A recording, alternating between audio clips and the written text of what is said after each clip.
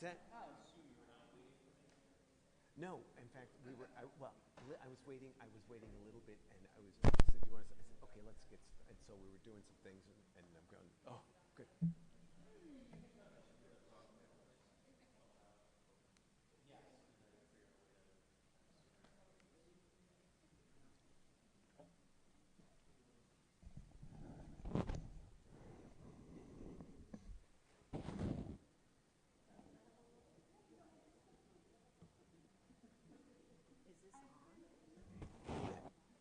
No. I just turned.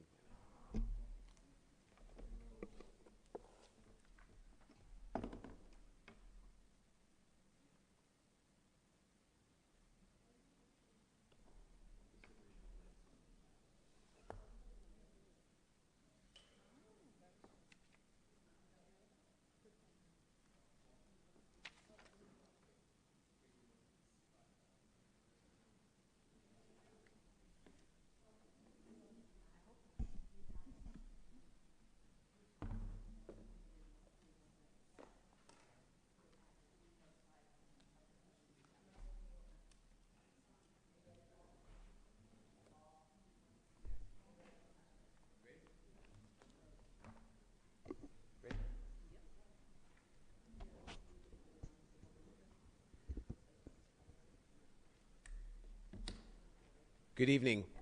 This is the Village Council Special Public Budget Meeting. The date is February 23rd, 2023. The time is 5:14 p.m. Adequate notice of this meeting has been provided by a posting on the bulletin board in Village Hall, by mail to the Ridgewood News, the Record, and by submission to all persons entitled to same as provided by law of a schedule including the date and time of this meeting. Roll call. Deputy Mayor Perrin. Council member. No.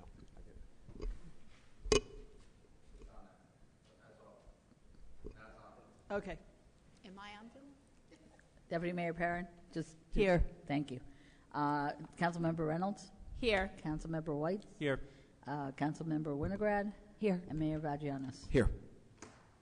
Will you all please join me in the flag salute?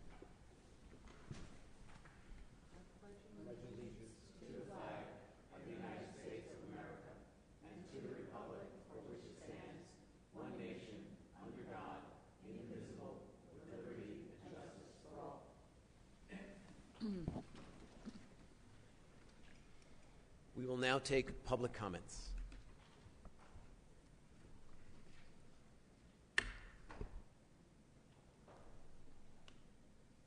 Seeing none, I will now close the public comment portion of the meeting, and we will move on to our agenda.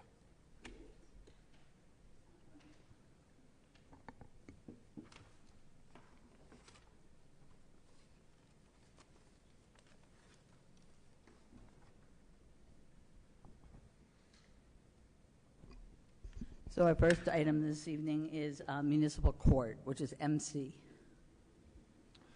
So our court administrator, Kim McWilliams, was unable to be with us tonight. She recently had surgery, so I'm filling in. I suggest you keep your questions to a minimum because I have no idea. No, I'm only kidding. Only kidding. You have in front of you the court plan for the current year. The other expenses are up approximately 5%, salary approximately 14% as a result of a part-timer that we brought on board towards the end of the year. The other piece of that summary you'll see is our share of shared services with Glenrock. We participate with them in half of Kim's annual salary. So that's the reason for the bottom line, the shared service part of it. I just wanted to say we also share with Wyckoff, so it's Wyckoff, Glenrock, and Ridgewood. Correct. So we've been doing this for about 3 years now and found it to be very cost effective. But I'm going to, and most of the expenses that are in other expenses are also submitted to the AOC for their approval. So the amounts that she reflects in here has already been blessed by the Attorney General's office. Not that we can't change it, but that's what is proposed for the village this year. So I can entertain any questions you may have to the best of my ability. Hey, Bob, could you just explain to me, just walk me through this. So it looks like at the end of last year, last year we spent $211,000, and then it looks like we're showing a credit carrying over. What exactly is that? I'm sorry, which line are you talking about, Evan? So it's like line, it's not a number, but it's the top of it, salaries and wages, 12/31/02 actual. So the credit that's under actual, is that what you're talking about, the 53,000? Yeah, like you see, it starts on the top right-hand corner, and it looks like we spent $211,000 on full-time wages Oh, I'm sorry. all of last year, and then we show, like a $53,000 deficit, but it looks like it carries over. I just don't quite follow, and apologies if I'm just not seeing it. So the 211 is probably the total of the full and the part-time that was paid last year. Mm-hmm. The credit that you see, the salary and wage budget credits, you'll find those in almost every department, and they represent time, an allocation of costs that may go to other departments such as parking. Mm-hmm. So if a percentage of the court's time is 10%, they adjudicate parking, we would give a credit of 10% and send it over to the parking, and we allocate it on that side. So you'll see that in almost every department that you come across for allocations. And I know your point's well taken about salaries, but this is a pretty significant jump. I mean, you're talking over 17.5% increase? Because we spent $161,000 and we're asking for $186. Am I right?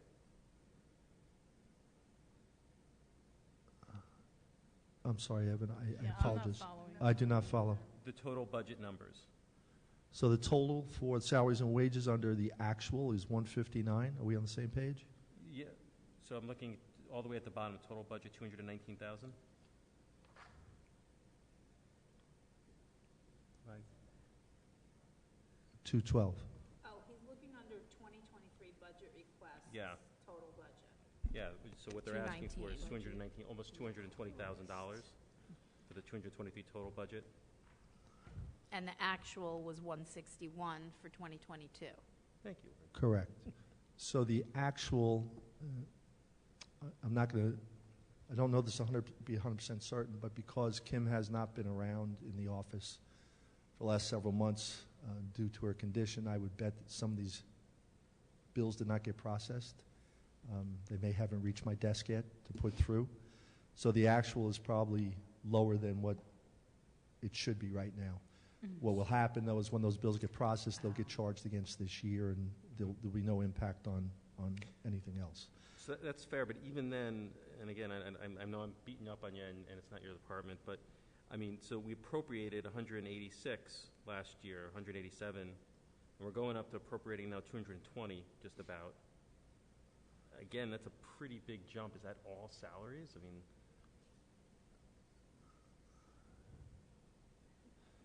So the salaries went up 14% based upon what you see in front of you, and that is because of the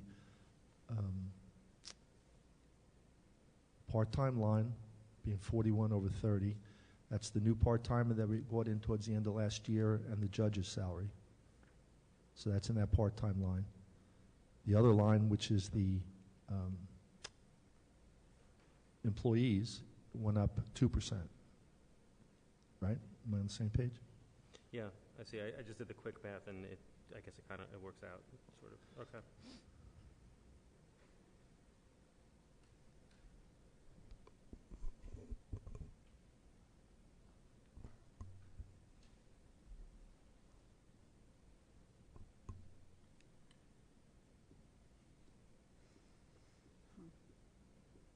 Okay.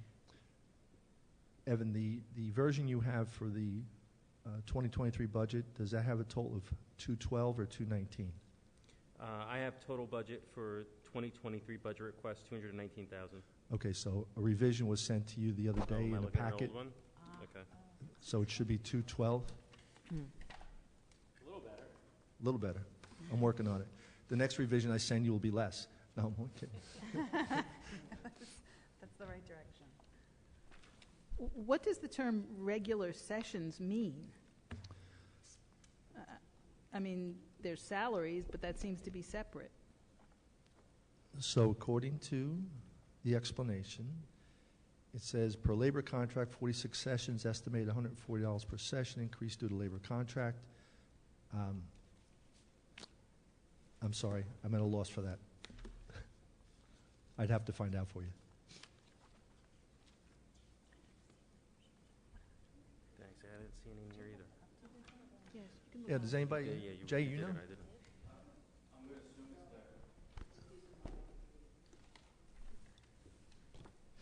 That's the detail that I'm asking about. I'm going to assume that when they're referring to sessions, they're talking about the actual court sessions. They average about 40 a year plus special sessions. Those are DWIs where they're heavy trials, domestic violence, things like that. And who does that get paid to? I'm sorry? Who gets paid? So the white collar employees, obviously, there's Okay. reimbursement for those extra hours. Okay, so that's in addition to the regular salary. Yeah. Okay. Oh. And of the 35,000 that's being proposed for this year, is 30,000 of it the prosecutor's salary? I don't know. I'd 'Cause have to find out It's for you. mentioned in the detail, that's why I asked. I see that, but I don't have an answer for you. I will find out. Okay. Yeah, he was about 25,000, from what I remember, the prosecutor. So, and then if there are additional sessions, though, then he would probably get paid additionally.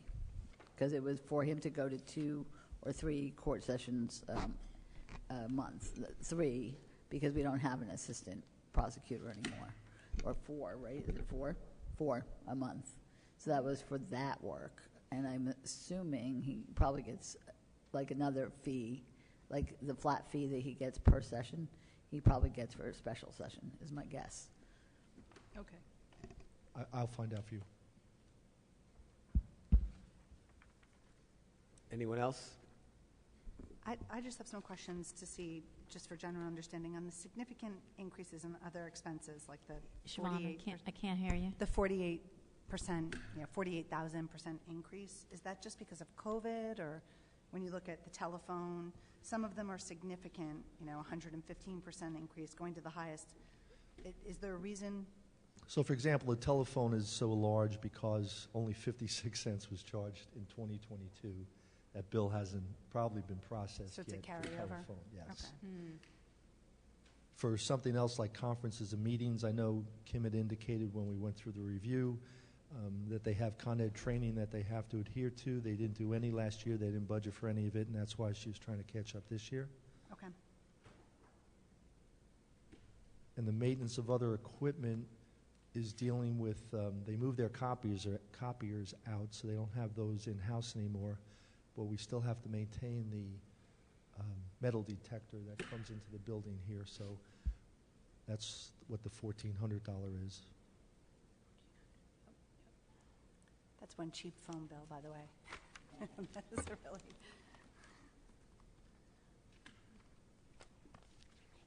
Any other questions? Okay. Thank you. So our next item is Police Department.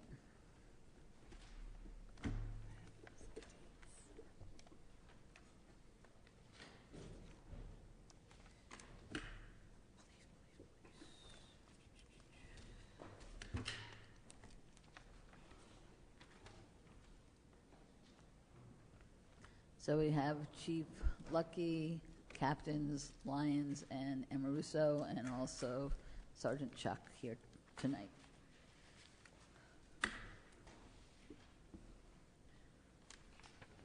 I will just start by saying good evening, everyone.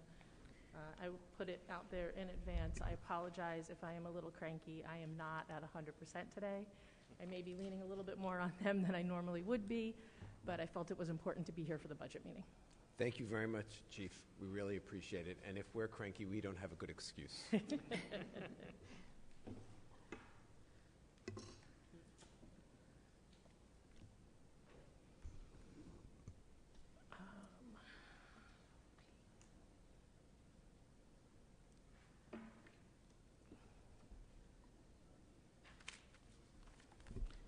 So you're going to just talk about if you had, things that you wanted to do that would cost money and it's a goal and it costs money. So start with that. So we always have a lot of projects to do. I will say this year one of our high budget items is actually hiring people. With the number of staff that have retired, can retire, and will be retiring, we need to really bring on board at least 5 more officers this year. As of this point in time, with 3 people definitely retiring this year and only 2 in the academy, it puts us in a hole, but it's a hole that we've been trying to play catch up for quite a period of time. And would that be backfilling, or is that adding in addition to in advance of people leaving?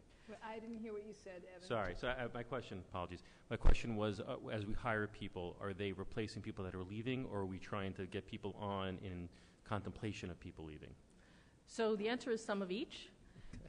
And in law enforcement, it takes a full year before an officer actually counts in staffing levels. So we do need to get people before people leave. But unfortunately, a few years ago, that didn't happen. There was a balancing game that was attempted, and we had 8 people that all retired, and we were not able to replace. So you basically have to double pay for a little while, then is what you're saying? Oh, our overtime budget that year was astronomical. Well, I mean, in the sense that you have somebody who's less than a year, while at the same time you have somebody who you think is leaving the following year. So essentially you're paying 2 salaries because you're contemplating losing the more senior person the following year. Yes. Okay. Yes. But unfortunately, we know when we get behind that... Right, then you're short an officer for a year because the first guy or first person doesn't count because they don't count for a year. Exactly. But you're still paying them because you have to. Exactly. Right. Jackie, can I just ask the same thing? For how many total police officers do we have right now, and how many are retiring this year? You said 5? So right now we have 45 officers. We have 3 that are retiring, and we currently have 2 in the academy. So without changing anything, by year end, we have 44. And keeping in mind that the 2 in the academy won't count until January of next year. So in essence, we will have 42 at the end of this year, even though the salary would be for 44. And that is a significant loss of personnel for us. So how many people do you want to hire this year? If I can hire 5 this year, 5 more this year, that would kind of get us at almost a break even for the moment, because we know we have more going again next year. The minimum staffing numbers that I have always said is 48, and ideally should be more like 52 in order to get some of the bigger ticket items and agendas met. Okay. So the 5 people that you would want to hire would start in the academy in July. Correct. Okay. But you'd really want to hire like 8 or... So I have a break-even point because everyone, after they graduate from the academy, has to go through a field training program. And that is a one-on-one, and that can get a little bit more difficult as those numbers get bigger, because it takes a big wear and tear on the officer that has to be training them when you are riding with someone 24 or 12-hour shifts at a time, and having that extra of the training aspect to it. And if you have a presentation, I'll shut up. If not, I'll keep asking questions. Keep asking questions. So I guess two things kind of stick out at me. The first is, I mean, it's a pretty big jump here. I mean, you spent last year $7.6 million, which is great. You're under budget. Looks like you appropriated 8.1. You're asking for 9.9, which again is a sizable jump. So I guess big picture, why is that? And secondly, obviously the office and clerical line just like sticks out because that's such a huge increase, and I'd love for you to speak to that specifically, because I know that doesn't, I'm assuming that doesn't have to do with the replacement piece you were just talking to. No, that has to do with adding. That does have to do with adding. Correct. All right. So office and clerical is adding a position there. Okay. With the advent of technology and everything we are burdened with, we have in essence lost one detective so far, because all he does is OPA requests, discovery requests, burning the videos. Between our body cameras and the car cameras, That's pretty much what he does on a daily basis. I would love for that to be a civilian position. Okay, so that request includes the hiring of a civilian person to take the place, okay. Yes. So I guess the big picture just is, so I hear you on the salaries. I guess how much of the salaries is accounting for what is it's a 20% increase? I mean, again, it's a sizable increase year to year. And some of that is the contractual issues with the officers. Okay, so just that scheduled, and do you know percentage-wise what the raises, the contractual raises came out to be? Wait, I can't hear you, Evan. Sorry, on a percentage basis, how much of this is the raises that I know we're contractually obligated to pay? Yeah,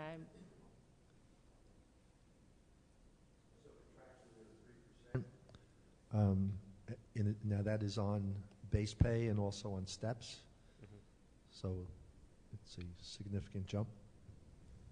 Yeah, because it looks like between what they spent last year and what they're asking for, it's like 1 point, actually 7, 8, 9, I'm not good at math, $2.3 million in terms of what they're asking, what they spent. I guess I'm trying to figure out, of that $2.3 million, how much of that was because we're contractually obligated to pay salaries, and how much of it is from other places? I'm just trying to figure out where all that extra money is being caused is by. some of that also the retro checks that they received because of settling the agreement? So the effect of the new hires, the 2 that they brought on in January is $80,000. The 5 that they want to bring on, which would start July 1, would be $100,000. So that's $180,000 to bring on 7 officers. Okay. The remaining part, and if you go to the police 2023, you'll see the salary and wage increases based upon the longevity, the base, and what the increases, the percentage that they're entitled to. So, again, of the 2.3 million difference, roughly, how much of that is salaries? Hold on. Almost all of it. Is that right? Yeah. Probably. Okay. Jackie, just one question. So adding the clerical person, am I correct that you asked for that last year as well, right? And I did. We were not able to do that last year? Or, It didn't happen last year. okay, that's what I thought. I just wanted to. So, can I ask a question with the budget from the American Recovery Act? Is that reflected in here? I mean, it ends this year. There's no carry forward, but where do we go with that from the 1.3 last year? So in the state budget, Mm-hmm. whatever was appropriated was allocated to fire and police, the $2.3 million. Okay? It's not reflected in here because it's on the other side. It's on the revenue side. Okay, This is the full budget. got it. So if you were to look at the state budget, you would see the combination of the 2 numbers, the ARP and the police. When you add them together, it'll agree to what's budgeted here in 2022. Got it.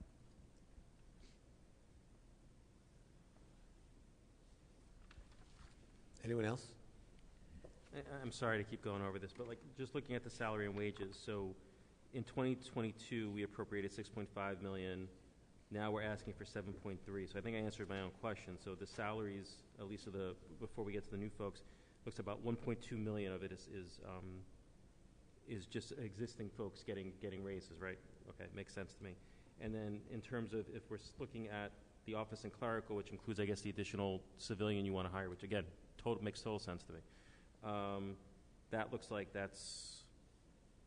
you appropriated 31,000, so that's another, looks like maybe 300,000 or so that's 1.5 million. And I guess the rest is just a hodgepodge of, I'm seeing a couple high percentages, but the overall dollar amounts aren't huge. But it seems like 1.5 of the 2.3 is salary. Is that fair? My rough sort of awful math. Well, It's actually 1.6 something. 1.6 out of the 2.3. Yep. Okay, salaries. And I guess the remainder is just sort of various other things. What were you intending the salary to be for clerical? well, that's actually what I was just looking at. The office and clerical at 31,000 doesn't look right because I have more civilians than that. Where are you, Jackie? Oh, okay, 210. So we put in 50,000 for discovery clerk, and then I added, we had this conversation, 80,000 for civilian hires. Yes. So that would have been 3 people in total, 2 at 40 and 1 at 50. The other things that we're looking at is the accreditation process that we have, adding a civilian into that position, and with the huge amount of administrative work that we now have with all of our changing in legislation and the number of mandatory reporting that we have to do, et cetera, in order to try to get some of that out of the police officer realm and into the civilian realm. Now is to get the police officers back on the road and have the administrative tasks done by a civilian or somebody who can just focus on those clerical type of tasks, because unfortunately in this modern day everything is becoming back end, and everything now is for an hour-long arrest you have 4 to 5 hours of paperwork. So, and I'm actually not being hyperbolic, that is actual fact. So you really need to process videos and body cameras and all this car stuff and discovery, Oprah request. It is bogging down our officers, and our officers are not out on the streets enough. So if we could get some civilians to do that work, we can get our officers. Right now, the chief had mentioned, we have a detective who's basically full-time inside doing redactions on body camera. It's a waste of that detective. He's a very competent detective who could be out there and working on crimes and helping with other things. So that's our primary goal in these administrative functions and new hires. And from a budgetary standpoint, it's less expensive to have civilians. Absolutely. Mm-hmm. So it makes sense to do that. I will say, I just have one comment. This is I believe, our largest department, and after fire, it's by a wide margin. And the issue is, it's not that we shouldn't fulfill every one of these requests, every one and more, for all the obvious reasons. The problem is that all of these requests come to 22% of our largest budget. And if we are trying to keep our tax increase to something more manageable, not only is it impossible with a 22% increase, it would have, to even attempt to do that, would have a tremendous impact on all of the smaller departments. Again, not that we shouldn't do this. We should. Unfortunately, we can't. And as I've said to other department heads, I've said to you, we've had this discussion, the choice is that we go through this and determine where to cut a bunch of money, or you do it. It would be so much better, since you are familiar with your department, for you to do it than for us to do it. There's really not a lot of choice here. And again, I'll say it for a third time. It's not that we don't wish we could spend this money, but unfortunately we can't. So we would welcome some assistance from you in recommendations to bring this down significantly. So the only thing I can say is there are a lot of other things. For example, the fees for the shooting range that we have to pay and has gone up. The fees for the connection to the county network system, we have to pay and it has gone up. So it only leaves us with things, and it's funny, we look at something that was a little thing before, printing and binding, which went up for a $5,000 cost. Because we changed our phone system, which means we changed our phone number, which means every single one of our business cards is now incorrect. So either we can be very unprofessional and cross out the business card number and hand somebody with a handwritten number on it, or we can order new business cards. If we need to cut money, it reflects on the village, but I don't have an issue if us crossing it off and giving it to people crossed off. Because other than things like that, then we are looking at not hiring people, because that has an effect on We don't have to purchase uniforms. We don't have to purchase their radios. We don't have to pay for their psychological exams or their medical exams. Medical exams for a new hire is $1,200 each. So it is trying to look at it through the big picture. What happens when we start to lose personnel is the overtime budget goes up and our revenue-making capability goes down. Last year, on the road jobs that we have, due to the car fees, the administrative fees, and the filing fees, we brought in $621,000 into the village. And if we can't get people out to work side jobs, we can't bring the revenue in to help try to offset any of those costs. You're absolutely right. Unfortunately, as I said, it's unsustainable. And you can have the business cards at $5,000. The real money is, unfortunately, in salaries. And we need to figure out a way to address it because it's unsustainable. And again, not to say that you're not right. You're asking for 5 officers, you need 8. You do need 8. We all know that. You should get 8. You know you can't get 8. Mm-hmm. I wonder if you can get 5.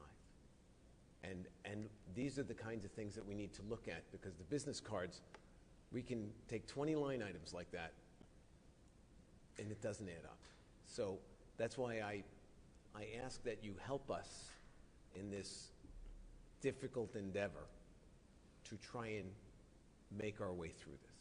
And I am with you on that. And that is, trust me, we have sat down and had some very significant conversations about it with our other expenses being about 10% of the salary line item. And the issue, as we have had in the past, is I understand if you don't allow us to hire people to try to take it out of that line item, our overtime will be increased. It is always that gamble. The year that we ran 8 officers short, I believe we had $850,000 in overtime that year. And that is actively managing it and our personnel in order to try to cut down on as much overtime as we can. Right. I understand. Whatever you can do to help us get through this, all of us together, is greatly appreciated because you know the ins and outs of your department, the 4 of you, far better than we do. And if we were doing this, it wouldn't be an effective job. Yeah, because of the contractual obligations that we have, trying to affect the salary and wage line, shy of those of us that are retiring, which will have an effect on that salary and wage line. It's very difficult to affect that line on anything other than hires. And looking down the list of like our other professional services, the reason it's up is because of the new hires. Looking at materials and supplies, some of that was just the balancing act between materials and supplies and some contractual services. Some of that is our crossing guard services. You know, we outsource that. It is a significant, it is both an expense, but it is also a significant savings for the department because we don't have our officers on those posts. Sure. That has been a very successful program this year. I think I heard on the radio last week the first time in ages where we actually had to cover a post, and that is a highly unusual event, where it used to be the norm when we were covering 7 and 8, and I would be on a post so I could allow an officer to actually handle calls. And perhaps there are more ways like that in an attempt to have no officers or as few officers as possible doing more clerical-oriented things so that perhaps we could hire clerical people in lieu of additional police officers so that we could have enough or close to enough of the police officers. In other words, a different way of doing business. Which is exactly what we are trying to do, or we would like to be able to do. I will say, we've been trying to hire parking enforcement officers, and part of that, anybody that has a business knows the challenge of actually hiring people right now, and getting qualified candidates is also a challenge. I got you. Whatever you can do to help this effort, we all appreciate. Okay. Actually, one last question. So, presumably, if we have more senior officers retiring next year, as we onboard more junior officers, presumably then next year you actually would go down in the ask. Is that? I mean, your salary Yes. would decrease next year. Yes, So and some of that does depend on exactly when people leave? retire. Right. So it's a shame for more than a number of reasons you won't be here next year, because I'd love to hold you to that, because you'll probably be on a beach somewhere. But I guess that's, I agree with what Paul's saying, but I suspect for whomever takes the department over, that's going to be a question you'll probably get from me next year, is that, hey, you guys hired all these people, and newer people are making less money than the senior people, and the senior people left. So why are you not, guys? Why is your budget not going down next year? But that really is a matter of when they retire. I don't believe the budget numbers that you're looking at here actually have any of our salaries out of it yet. Right, but I mean, but for next year's budget, presumably people leave, and they don't wait till the end of the year to retire. Some do, Yeah, and that's where it's that's always where you very get the double difficult. counting, right? Okay. Okay, we have capital also for police. Could I just ask two questions? Go ahead. So with the Board of Ed, do we get money back for that, or is it 100 in on each side? It's 100,000. Each? Okay. Mhm. All right, cool.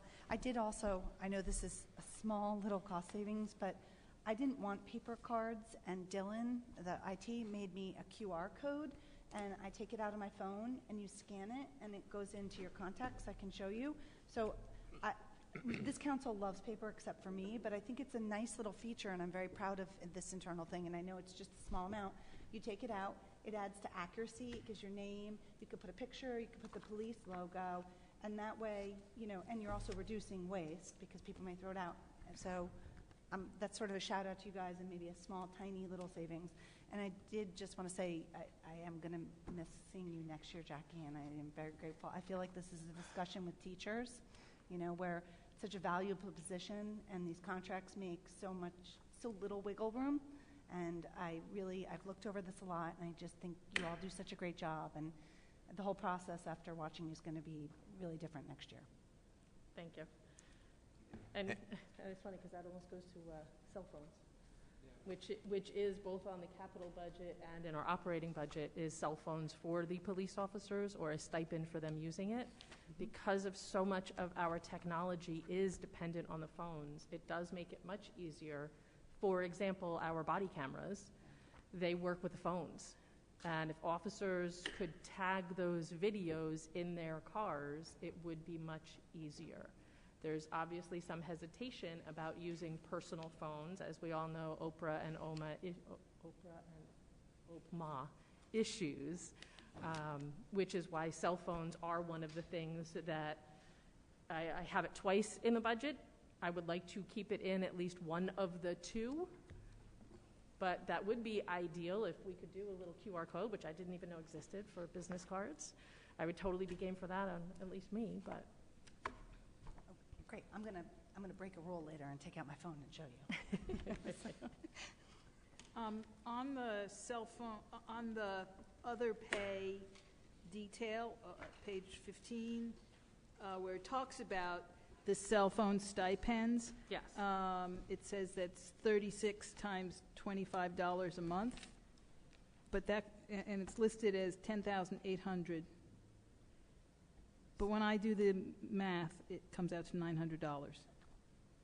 That doesn't make sense. 36 times 25 times 12? Yeah. Oh, times 12. Okay. Right, per month. Oh, okay. That's what it is. All right. So I do. I have the cell phones both. I have the stipend in for the operating. I also have service in operating because I have the purchase of cell phones also in capital. Mm-hmm.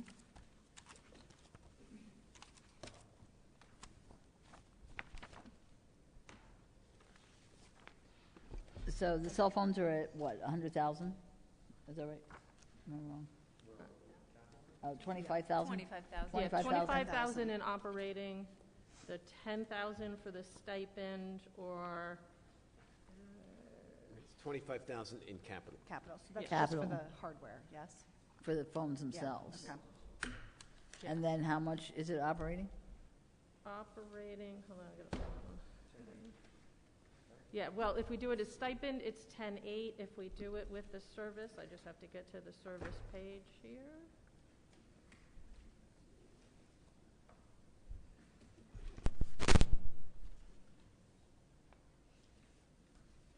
What am I looking for? 28 or 29?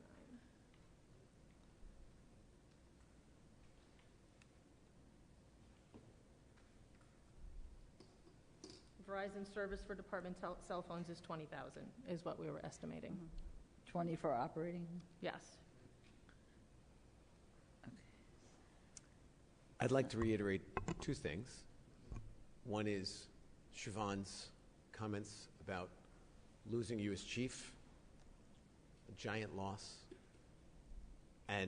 But I take great solace knowing that both of your possible replacements, that I know this is going to be seamless.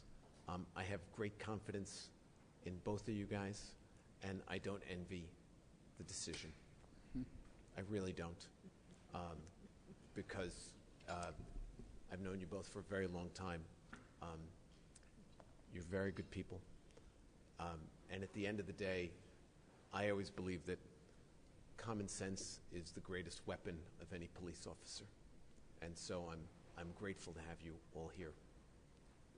That being said, let me go to my second reiteration, which is what I said about the operating budget in the capital budget. It will be so much better if you go through this and take a good hard swing, because it's all not going to make it through to the end. And so it's better that you do it than we do it. So help us on this. So I do understand that, and some of it is things like the vehicle defeating barricades, which we have in the capital budget for $25,000, because if we are continuing to do all of the various special events, including the pedestrian plaza, it is something that we really should be having in the budget. Body armor replacement, we have no choice. We have to be purchasing body armor for the officers. We have to be updating our weapons. The portable radios, just like every other computer system, that makes it a challenge, and they have to be maintained and replaced. The radio upgrades, again, that's a huge project. Radios are our lifeline. Let me see what else is on here. The purchase of vehicles, which we know we already cut down, and man, if we had put that money in a trust that we make, we'd be covered. Building improvements, nothing has been done in our area since we moved in. It has made it a challenge, even just giving it some new paint, but our processing room really needs to be subdivided. Our arsenal is way too small. The variable message board, I mean, we could cut that. The one we have is incredibly old. It just means that the requests that we get to put it out there can't be fulfilled when it doesn't work. So I completely understand your point, and we have always treated this budget as almost a zero-based budget, that we really put in only what we feel is minimally necessary in order to run the department. I know you do. And unfortunately, the tools of your trade are incredibly expensive. And we all understand that. So, again, we appreciate your assistance in this. Thank you. And just so you know, we're still $3.5 million above where we want to be. And not that that's all coming from you, but it has to come from, several departments, many departments, but we're still $3.5 million above where we want to be for capital. Can I ask a question about capital? So when you made the proposal about the parking zones, is item 7, is that in here? The additional requirement for enforcement? You know how the you guys were describing that they scroll through on their phone, and we So I said, know we were still trying to get quotes on some sort of handheld license plate reader. is that in here or no? No, that is not in Okay, here. so that's not in here. I The still, portable I still license- love that idea, even though I'm going the wrong way. I do like it. I think it's, the 2 zones would be so great, and I think that would be money that, you know, the most chronic complaint out, that I hear is the kiosks and, you know, the ticketing. So I think for general citizens, that item, I would love to see as a discussion point, because it would help with enforcement. I know I'm going the wrong way, sorry. It's a quality of life issue for people. And I'm sure, and the enforcement people, because that would stink, right? Yes. Okay. Anyone else? Good. Thank you so much. Thank you.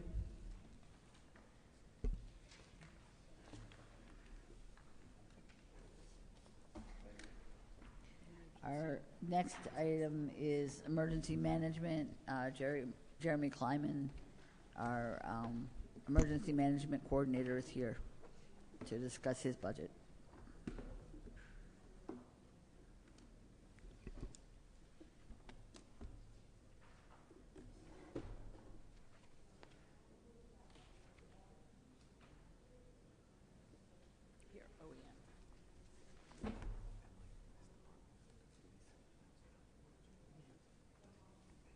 Why do I have nothing? You're an OEM, right? Yep.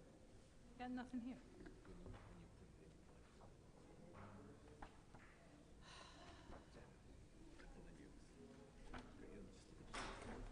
She's got to have OEM over here.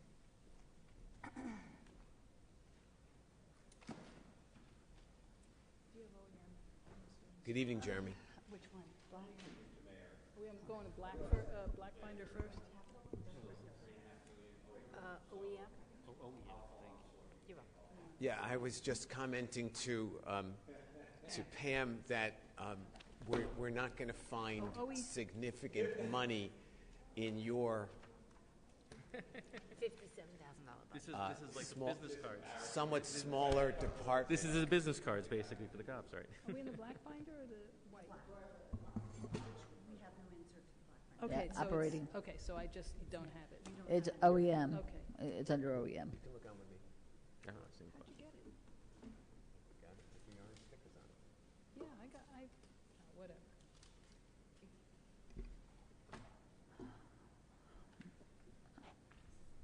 So why don't you tell us where you are and how it's going so far?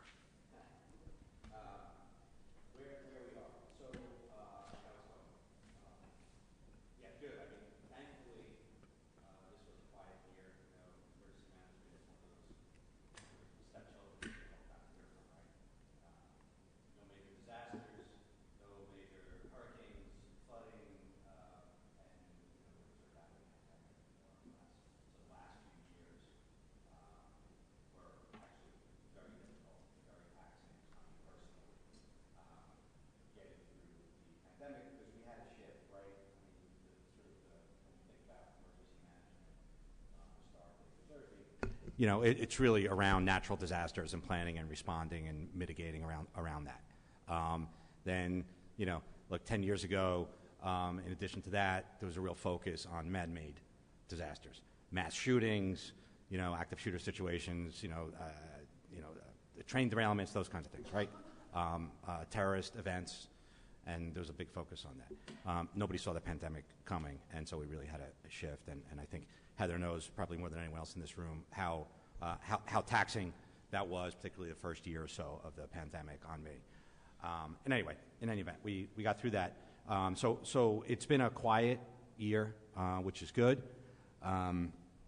We were able to focus on things like, you know, finally sorting our lightning detection system, which was extremely faulty, and we finally last year put in a maintenance contract to cover the repairs.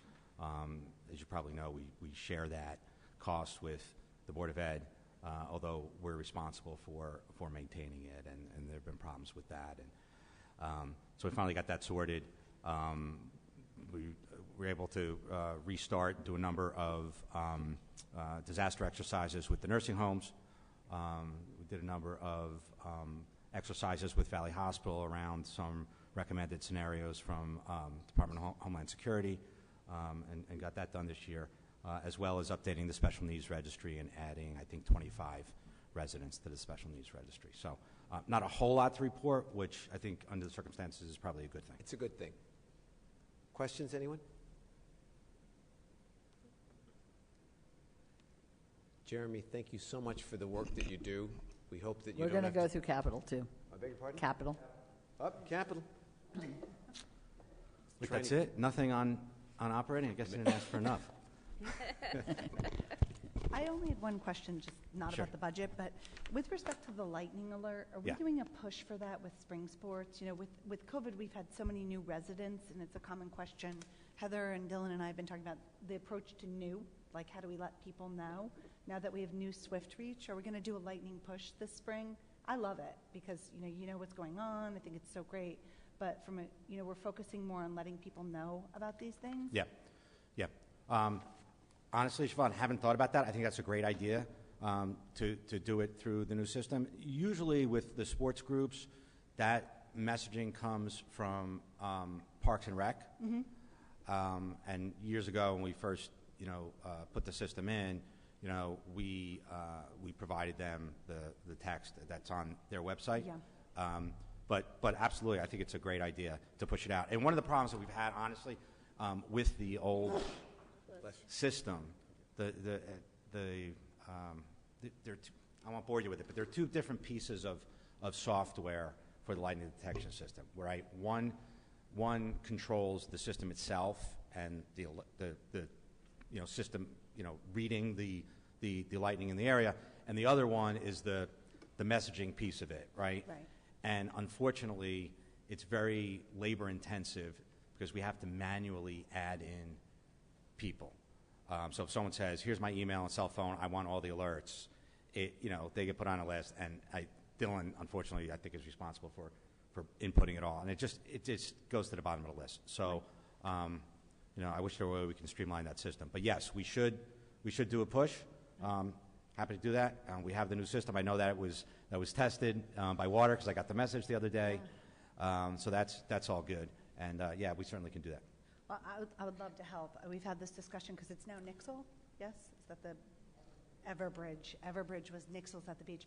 Anything, if you want to email me, then we can talk about messaging and where to put it because it's such a great feature. Yep. And outside the lightning, it keeps, when we're not here and it goes off, we know to have someone check the house. And I just think it's such an awesome tool and we could amplify it. Okay, so why don't you talk about your capital requests? Yeah, there's only one capital request this year, and it's for a supplemental appropriation for the camera trailer that was authorized last year, and this one falls on me. We priced last year a standalone unit, and in hindsight, in speaking to the guys at the prosecutor's office and Bergen County OEM, I realize it makes sense for us to be on the same system as the county. So when we borrow additional assets, additional camera trailers from them,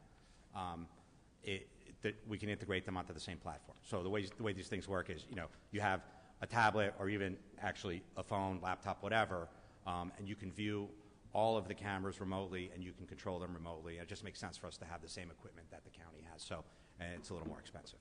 So that's what that is. And I also see a storage container. Yes. Okay. Thanks. I forgot I had that one in Were here. you trying to slip that one by us? Yeah, that's what I was trying to do.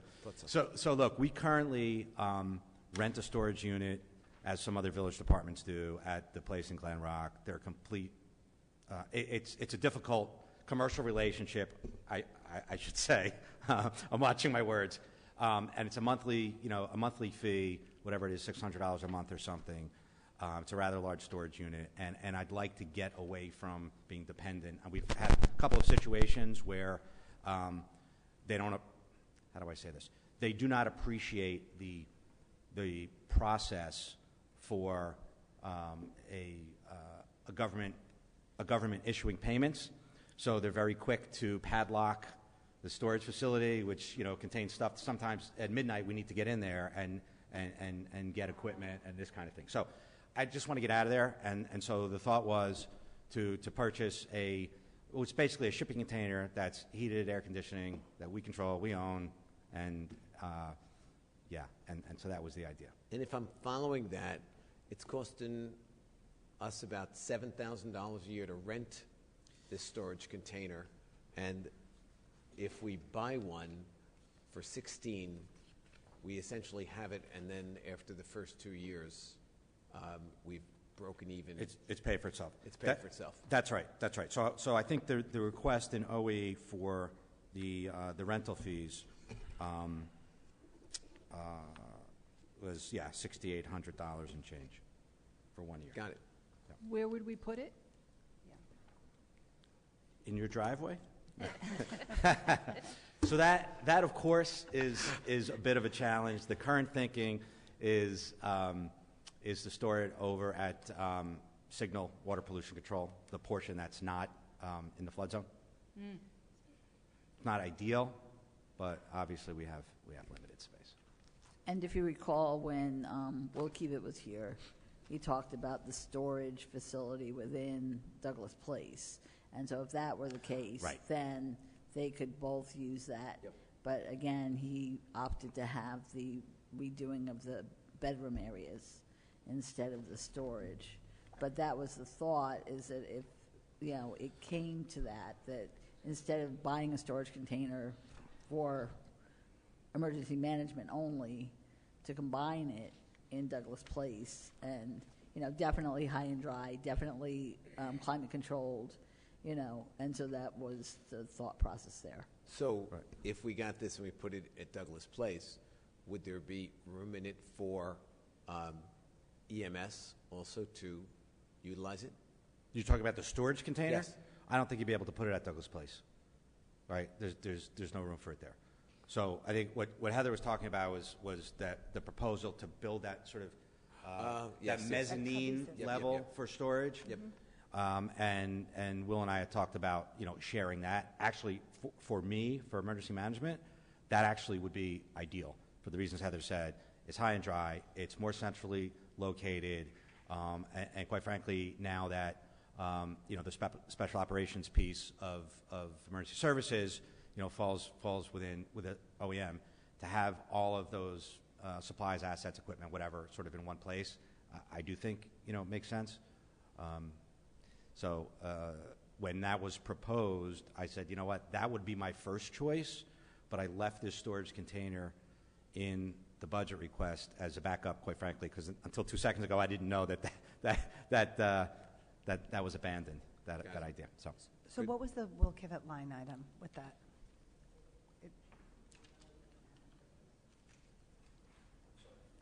Yeah, because I think that they were opting with the bunks first, and then they have the floor carryover, and I think their hesitation was they didn't want to do the storage without doing the floors first. No, they were going to do the storage and then do the floors. Okay. They didn't want to do the Building- floors and then have them Right. shoot up. I mean, but by if it's the less than 16, that's, I see No, it's 50,000. 50,000. 50. oh. Yeah, that's, Got it. no, it's, yeah. But I think we had talked about when we did capital with initially of not doing the storage this year. We were only going to focus on the trailer, if I'm not mistaken. We took the 16 out. Okay, I didn't recall that, but okay. Either way. Anyone have anything else? Jeremy, now, thank you so Thanks, much everyone. for all the work you do. We really, really appreciate it. Thanks. Thank you. Thanks, Jeremy. Okay, next item is our library.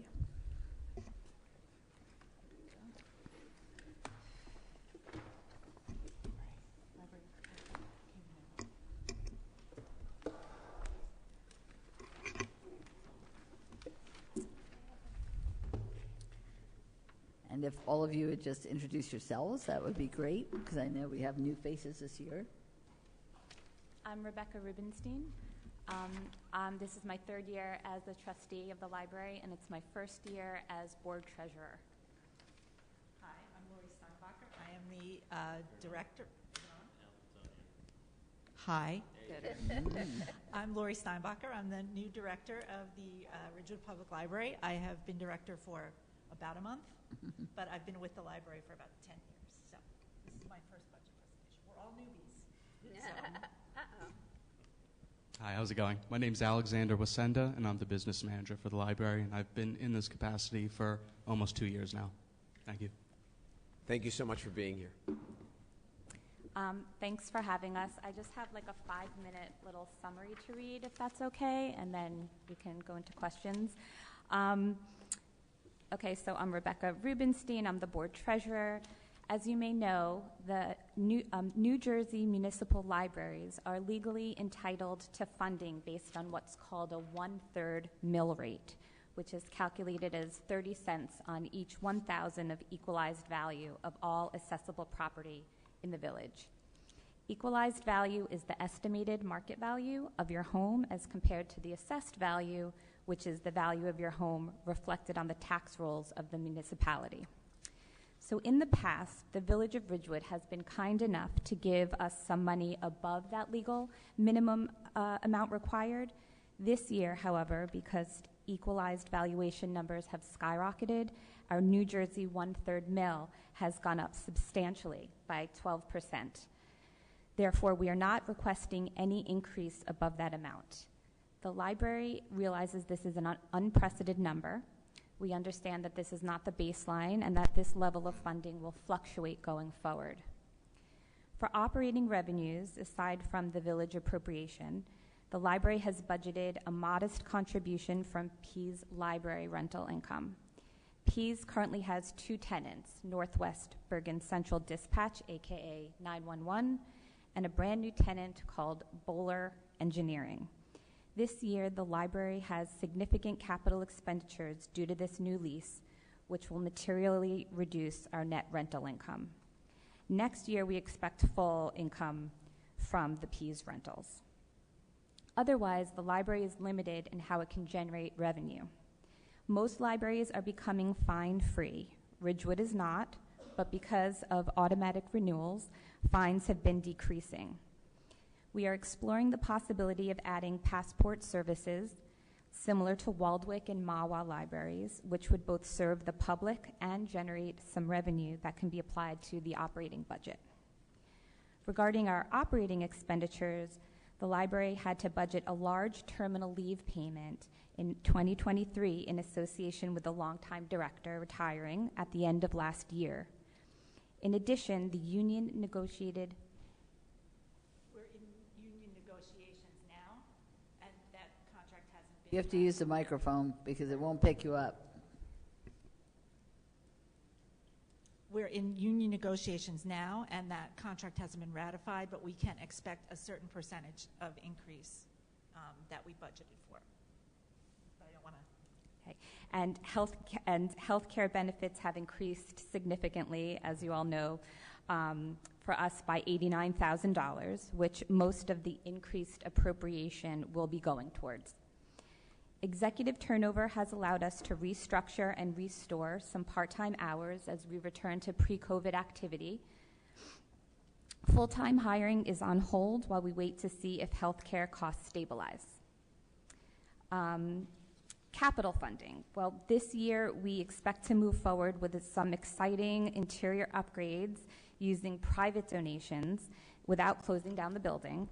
We are also going to replace the aging 24-year-old roof and first floor HVAC, as well as repaint the exterior facade and refresh the landscaping by using previously allocated capital funds.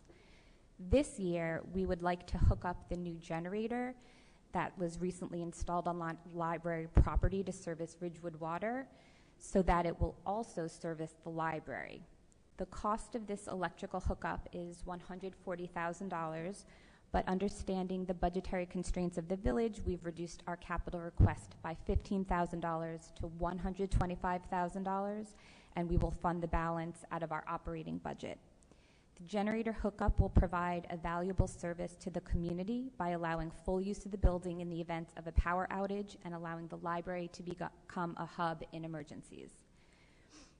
You asked what we would be able to do in 2023 if our budget were to be increased by 5 to 10%. Current staffing is largely part-time due to rising costs associated with full-time hiring.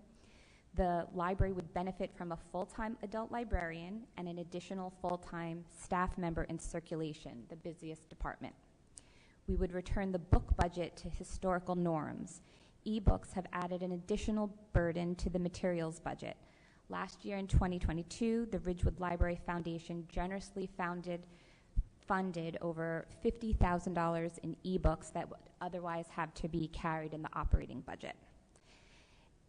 If we had to decrease our budget by 5 to 10%, there are only, again, 2 areas that we can cut: materials and salaries.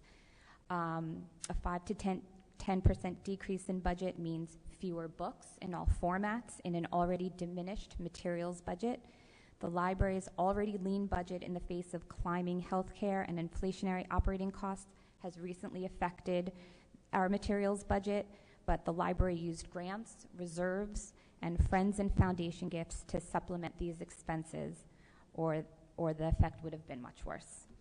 And this, regarding salaries, the library is a 3-floor building that requires a minimum number of staff to stay open safely. Currently, the library is open 7 days a week, including 4 days until 9 p.m. A 5% decrease could mean the difference between being open on Sundays year-round versus reducing Sunday hours. A 10% decrease may mean reducing or eliminating Sunday hours and reducing the number of evenings open until 9 p.m. So that's all we have. Please let us know if you have any questions. Questions? I just want to say that was like the most thorough presentation, Rebecca. It was very good. Really It was very very good. good.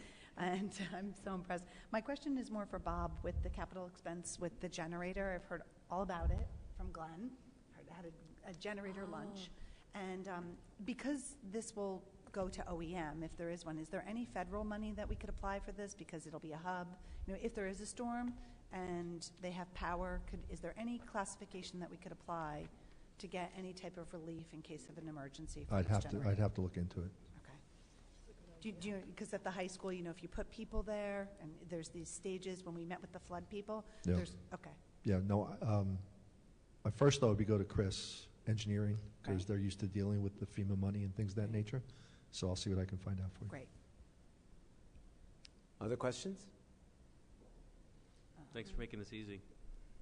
Yeah. I have a question. Oh. How many visitors do you get monthly? Monthly. You want the monthly numbers? Just happen to have them right here.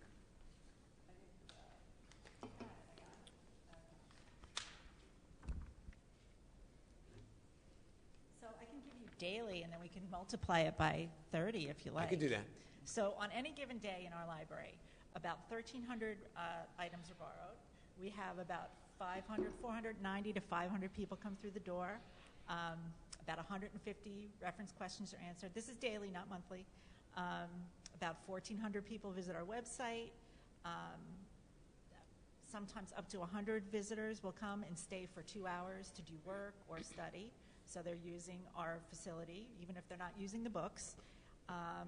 We have 85 people on average a day attending programs, story times, things like that. 75 public computer hours are logged a day. And we have about 10 hours of volunteer service per day in the library. I will confess I actually knew the daily number. I just wanted to hear you say it out loud because I'm so impressed by it, and I wanted everyone else to hear that. So thank you very much for this incredible work that you do. We think that the library is a central hub for the entire community. Lori, lots of good luck in your new position. I know that you're going to do terrific, and thank you everyone for all the time and effort you put into the library. I know the library people, for you, it is a passion project. So again, thank you so much. And I think you'll be very excited with everything that we have planned for the coming year, and next year's presentation will have even more to share with you. Thank you so much. Thank you, guys. Thank you. Thank you.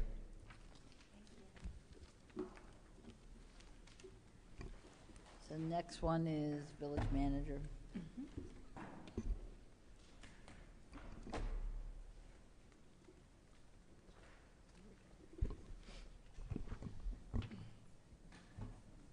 You got us. Oh, Rebecca?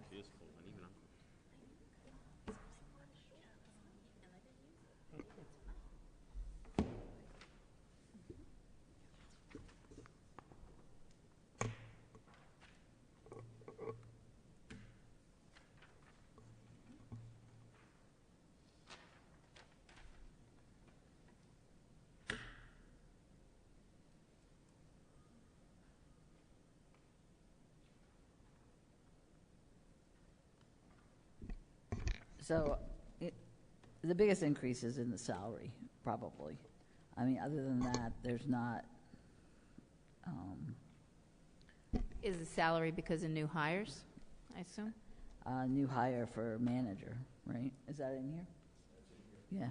Yeah, it's all about It's all about the getting manager. a full a manager who we're going to pay a full-time salary to. Heather was a bargain because she was fulfilling two positions. I agree.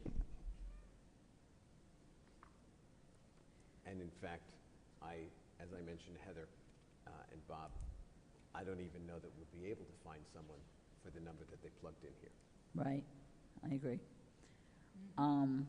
The other one that was high was conferences and meetings that has that additional 2,500 still in it, or no? Okay, so in the conferences and meetings, it had 2,500 in it it has 2,500 in it for various department directors to be able to attend a national conference. We haven't, 5,000? Thank you, 5,000. And it would give them a portion towards it, and then they'd pay the difference out of their budgets, or they pay it personally. We stopped out-of-state conferences unless the training is only given and is necessary. Like sometimes the police department has to go out of state to get a specific type of training. But other than that, we don't allow out-of-state training at all. And so, there was a time in Ridgewood where people did attend their national conferences, international conferences, because of the fact that, it's a greater learning experience. They have better speakers. They have, better networking features. And so that has not been possible. So what the thought was to give it to, specific directors to do so. But, I think in this budget, that's something that would definitely be cut out, obviously. Other than that,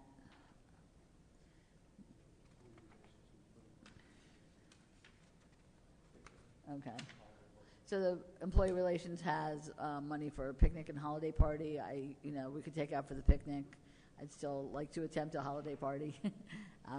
So that's something that, we could consider.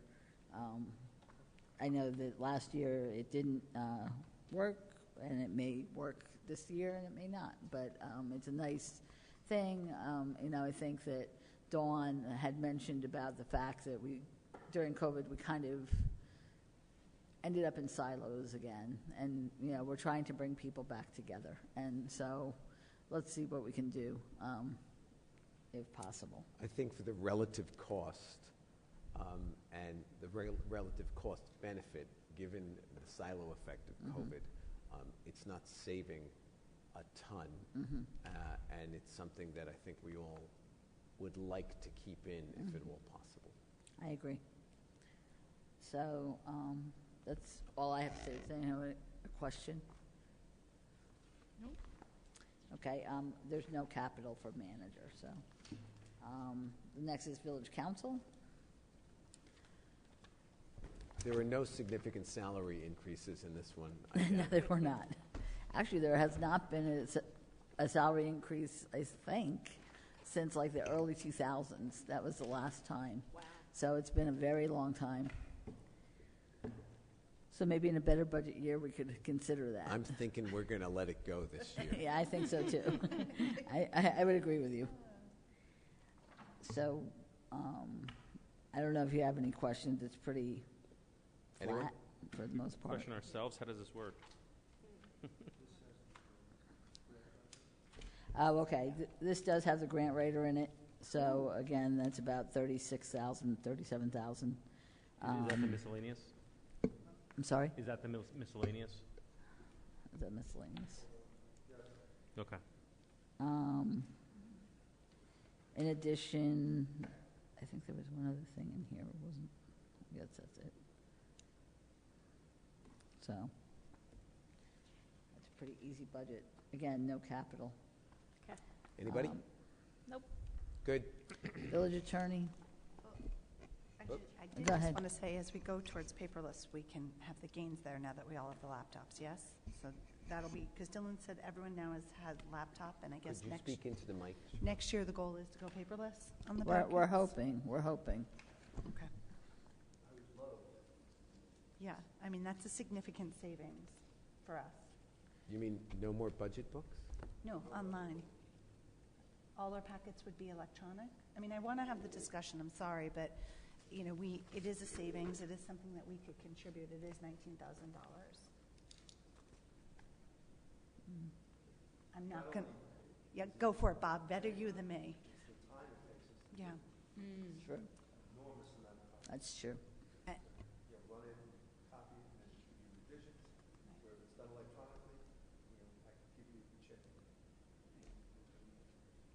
We don't even need the chip, we No. can just click it and send it to us. That's right. Or is that a security issue? It's a security, I'm fine A with the chip few of then. us might need classes on how to Yeah, use it. we would get training. We have a training center, actually, so yes, we could train all of you how to do it. Yes. I would go to classes. I just think we're going to be here next year, and I will say I'm feel very catered to with all this, and I think it's a lot of paper, it's a lot of delivery, it's a lot of support staff, and it's just where and I really hope we all agree we need to be headed. Maybe not today, but Are we just talking about the budget paperless no, or everything. everything? I'm talking about everything. That's what the 19,000 is. Yes. Do we have classes that this council could attend now in the hopes that next year we might be proficient enough? So there's two approaches to that. I know the library holds sessions that I've been trying to hook up with them to get our people accelerated classes to go over to use Excel or Word, things of that nature. I am sure we can make arrangements to have council members attend any of those types of classes. And the second thing is, I always say this, please use it.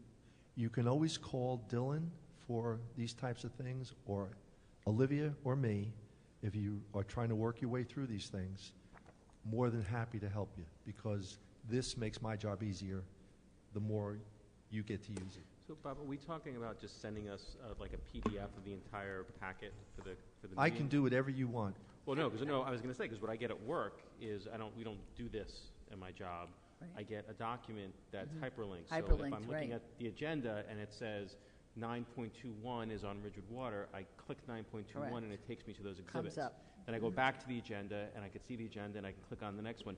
Because if you're going to give me a 300-page PDF every meeting, that's going to be unworkable.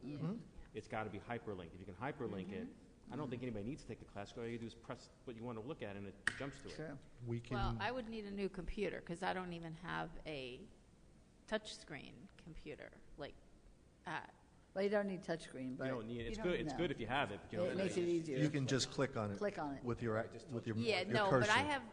I mean, That's okay. I don't know. Well, I have an Apple computer at home. I know how to use it. I like it. I don't ever use the village computer. I can't. I don't know how to use it. But Okay, with the but- remote login, we can use that, yes, under security. You could set us up the same way Yes. our email is, and they could send it, and then you could access it from your Mac. I'm speaking on behalf of Dylan, but I'm pretty Yeah, sure I that mean- Oh we can no, make I that work. can access my email on my Mac. No problem. Then you'd be fine. But at the village council meetings, wouldn't I? Yeah, but I mean, How do you? if you just send it I think you could just open it up out of your email. There's nothing even confidential in there mostly in our packets, right? It's all public. Just send it Not as an email. usually. As long as it's hyperlinked, you can open it up on any computer. Dylan's and the other thing too is we do have our own training center, and he's, as of March 1st, will be setting up training. So he's starting with Outlook, but certainly, if and when we're able to buy a software package for agenda management, then it would be a training session for you, for us, for everyone who attends those meetings and would have those electronic packets. I think that this is something that we would all like administration to look into as a training session for council members that is continuing for future council members, that it's set up, Absolutely. it's once, it's done, and this way we can save our administration lots of time, which Sure. is lots of money, Yes. so that we, and of course, there are the environmental factors of, how many trees did we cut down to do these books? So I know that your time is limited because you have so many pressing matters, but if this was something that you could look into, I think that there are at least 3 members of this council who would be interested in taking those. And actually, I think it should come from the village clerk's office anyway, since the village clerk actually does the Yep. agendas. So I'm, long-term in that position. So we would use the computers up there during council meetings? It would be laptop. It would be a laptop. So we'd have to bring, Or Right. he could preload one of the generics. That's all just the logistics. I mean, that's easy. Yeah. It would be service to, I wouldn't worry I'm just about it. thinking my laptop, I remember I got it, it was during COVID. I remember Dylan saying, like, I couldn't get what, you should really have. It's not available. Like, I think I would need an upgrade.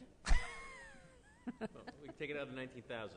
You're Well, right. we can provide, I mean, provide that, the upgrade. Look, I think it's a good discussion for us to have. I do think it's significant. I also think additionally, it does improve the accuracy because it makes information real time, and those are things that are excellent.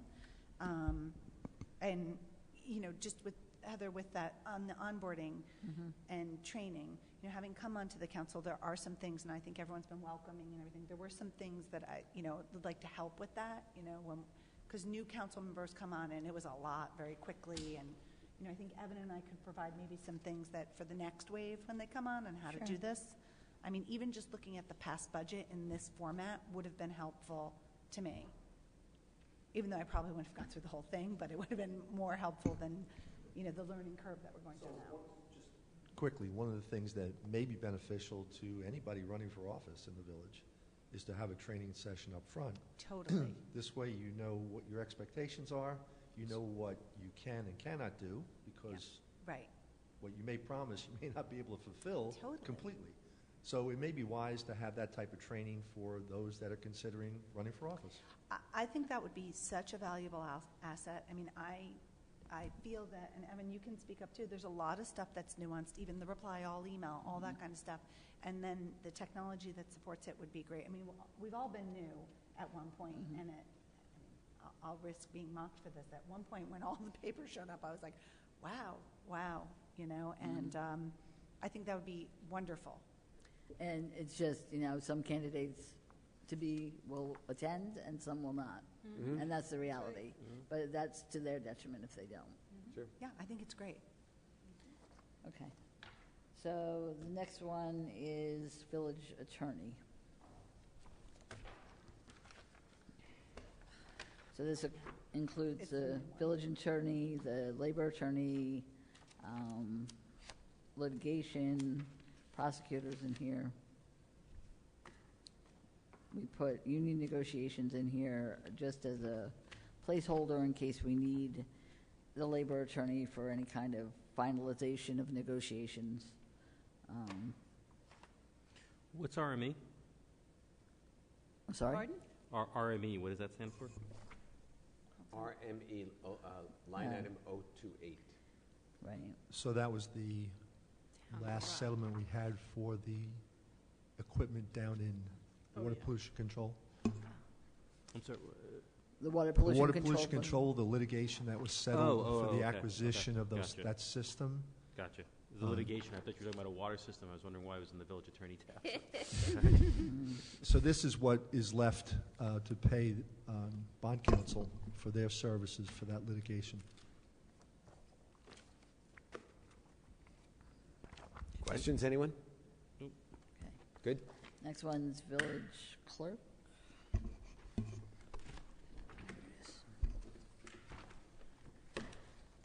So, not much of a change, really. I can tell you that Oprah every year exceeds the prior year by many. And they're not the easy Oprahs either, unfortunately. A lot of them are about, emails between this one and that one during this time frame, or we got one that was like any and all, contracts from the 1970s to the present time. Obviously, what we have to do is narrow that down, get keywords, things like that, but it's a lot of time.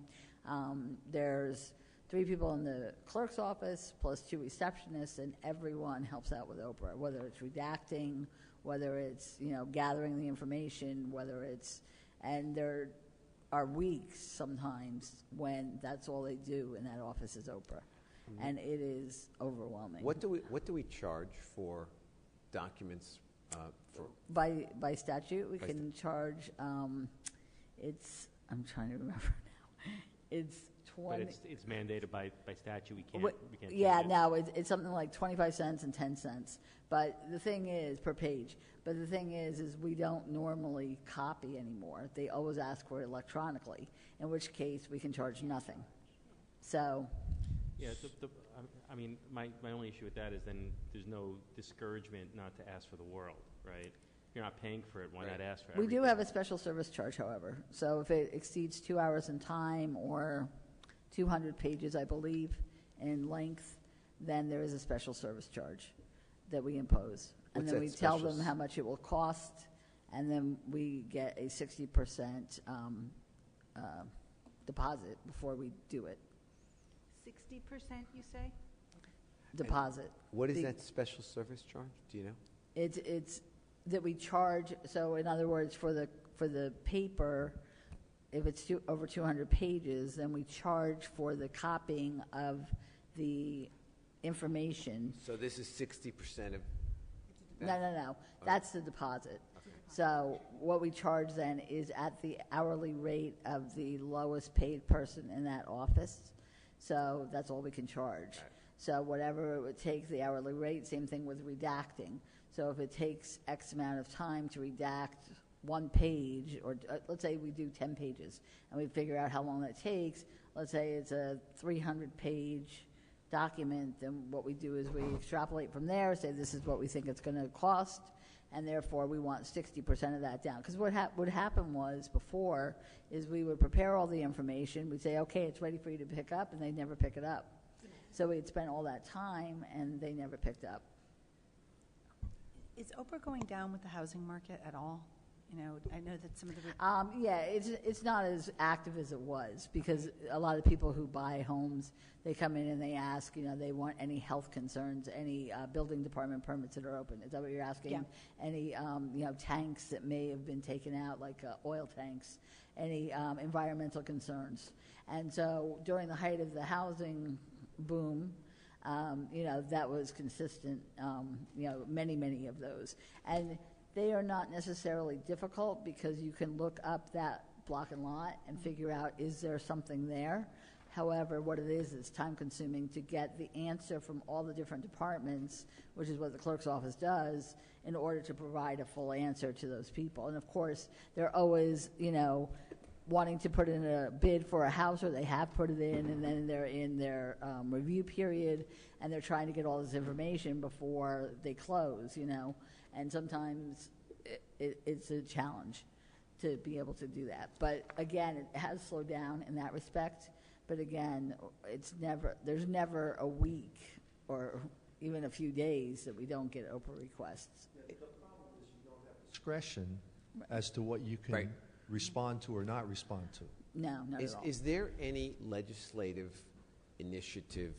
I've heard from a number of mayors and council from other towns that this is becoming such a tremendous burden because, as Evan said, when there's little or no cost involved, they ask for the world.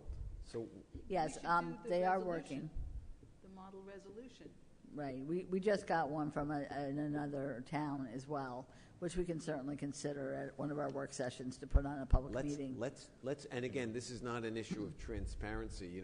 We want to provide the information that people need and want, but it has now become such a far-ranging matter that I think we need to get that resolution on. Yeah, our so agenda. what they're looking at is realistic things like, Oprah was never really, it was never thought of that it would be used for commercial purposes, and it is used for commercial purposes a lot. Whether it's, tell me all the pool permits you've issued, and then, it's pool cleaners and pool, openers and closers who get that list, and then they can send their literature to people. Same thing with dog licenses, give me all the licensed dog owners, and then what happens is they send out, we provide dog walking or, whatever types of services, dog grooming, things like that. So I think that they're going to try to look at that. They're going to try to look at possibly a longer time frame.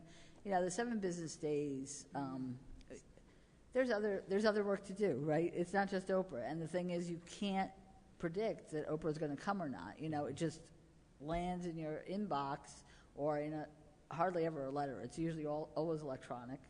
And you never know. And just in these few days, past few days, I could say we've gotten at least 8 to 10, and that's weekly, constantly, And there are times in a day you could get, 8 or 10, And some people who submit Oprahs many times submit them repetitively. Like, in other words, they have various questions, and they send 3 or 4 at a time for different requests.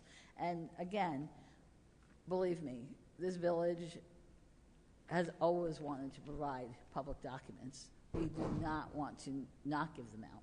It's more that, how to go about it. Some things can't be given out if it's attorney-client privilege. There are certain parameters. But if the public is due to get it, they can get it. It's just sometimes it's not as quick as it's not as easy. And sometimes there are things in storage, and as you've noted, there are storage facilities we have. Sometimes I know our building department has storage in a facility, and they have to go over to the facility and look through the boxes and find the paper, copy it, and then be able to provide it. So it's an ongoing challenge, is what I can tell you. Good. I Shall have we? just one I mean, question. When we're the object of an Oprah, are we notified? Yes, as council members, Yeah. yes. When we're the object of an Oprah, are we notified? You are, yes. But I mean, we can't withhold anything, but yes, you are told. Right. And yes, if you want a copy of what was provided, we will provide it to you. I'm just asking, someone wrote on social media today that they had Oprah'd the communications correspondence, and I was like, wow, I didn't know that. Communications correspondence? About the committee. About the committee? Okay. Yeah, my only and it's not specific to the clerk's office. I mean, but we've seen a lot of these so far where the overall dollar amounts are not huge, but like this one is 34% increase over actual, 18% over the last year's budget. Where are you? Looking on the village, all the way on the bottom, total budget. Yeah. I assume as part of the sort of milling process, that's where we're going to hopefully find some savings in some of these ones where we can find some money here, some money there. But it just seems like there's a lot of these smaller ones where it'll add up after a while, where we're seeing, and I get it, like inflation's up, we're contractually obligated on raises, and we're never going to get to zero. I totally get that. But like a 34% raise, 30% increase over our actual from last year. And again, I don't want to beat anyone up over this particular one, but that seems to be a lot. In terms of going on, in the terms that we're seeing this like over and over and over again in some of these smaller departments versus like the police where it's like a huge dollar amount. Mm-hmm. Yeah, I mean, we can definitely take a look at it and see if there's anywhere to cut, but there's also, reductions, as you can see as well. No, and like I said, I don't want to, I'm just using this as an example. No, I know, I understand. But at some point, like, $50,000 here, $60,000, we'll add exactly, it all adds up, I up. agree. We're seeing, 18, 20%, 35% increases. Mm-hmm. Right. Okay. So. Elections? Elections, yes.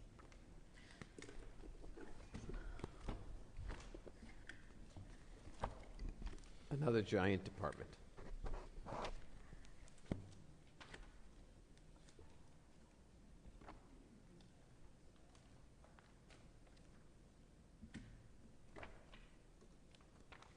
What's it under? VC elections. No, V, VC election. village, village, V clerk E. It's a trick. V clerk E. V clerk E, I would never have guessed that. Yeah.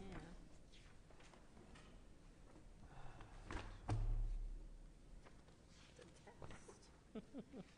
We all failed. And the only big number I see is other contractual services. Right. And so every year the county bills us for the primary election, and that's our wild card. We never know what that's going to be. It's ranged from 23,000 to about 30-something thousand, and it's based on the number of absentee or mail-in ballots that they send out. It's based on their costs and expenses for. They divide it over the entire county, and they apportion it probably based on the number of voters. And so we're one of the bigger towns. So, and I know that postage has gone up recently, so that's probably part of it. So that's where that goes in. Good. Anybody have anything else on elections? Okay. I do. Go ahead. Sorry. So a couple of things. I know that the league was having some discussions about matching and aligning the voting logs between here and the county. And they were talking about old voters and looking at that because there's still that differential of 1,000 votes. Have we done that to make sure that all the because the mailing goes out no matter what, and a lot of people during the election were saying, I'm getting ballots for people who aren't here, how do I remove them? They have to contact the county. Yeah. Is there any way before the next election to reduce that number, right, and gain awareness that, the perfect example that I saw in the election was the college kids. Mm-hmm. The college kids moves, they've got a different job somewhere, and they're not off there. Right. Can we create a step of how to do that and let people know? Just tutorial? Yeah. Sure. And then the second thing is, I know you hate this, but I'm wondering if it's still an option, because primary participation is so low. Do we have to open up all the polling locations? Because there's 19, it's such There a are. low turnout consistently. The thing is, polling locations are based on number of voters in each location. So I don't know how much we could consolidate. Well, and then that goes to my next question. With early voting and the demand being shifted to the central locations, have we had any discussions about reducing the number of polling locations? When we get to that point where we have a different way to vote, Right. and not just for early voting, but in Ridgewood. So the county, first of all, we have 1 million people in Bergen County, okay? Bigger than some states. We have, I forget what the number of voters is, okay?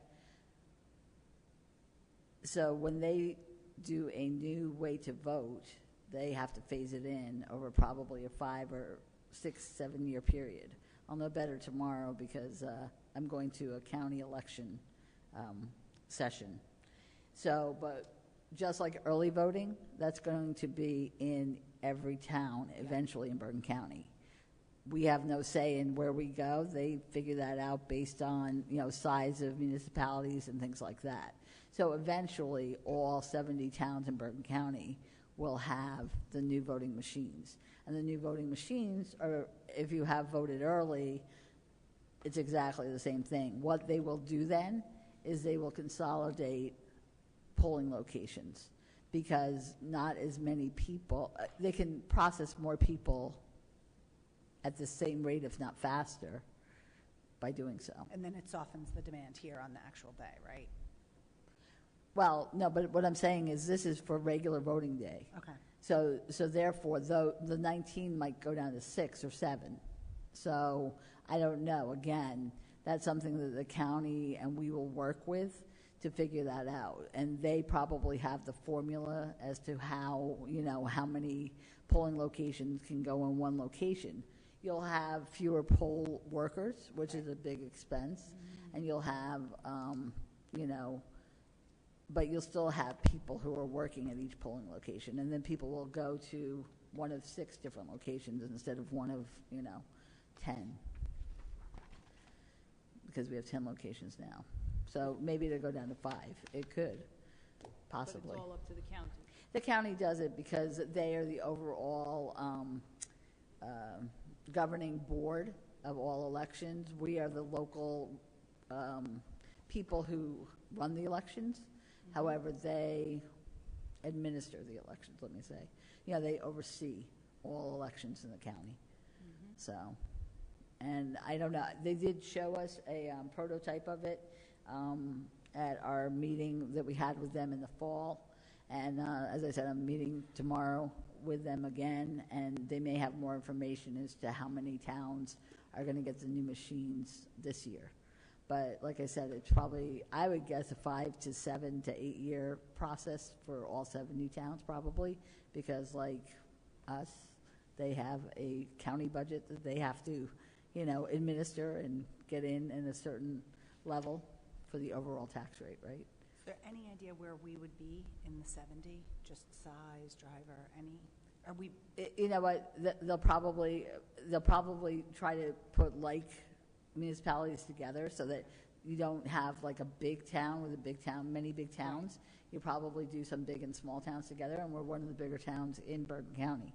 So, we're not as big certainly as Hackensack or Fort Lee, but we're not Hohokus either, or, Waldwick. So it's all up to them. They administer it, they do it, and then we'll say, okay, this is great. And actually, I'm sure that when we get to that point, that we'll probably have like demonstrations, here in Ridgewood to show how it's done. So. Anybody have anything else on elections? Okay. For water and solid waste, are we waiting for Rich and Yeah, we Sean? are. So did you want to take a break? I think that's a perfect time. All right, so wait, let's just have a motion to have a pause or a Motion to- recess. Motion to pause or recess. Second. Okay, all in favor? Aye. Anyone opposed? Okay, so we will pause it. What time is it? 6:50.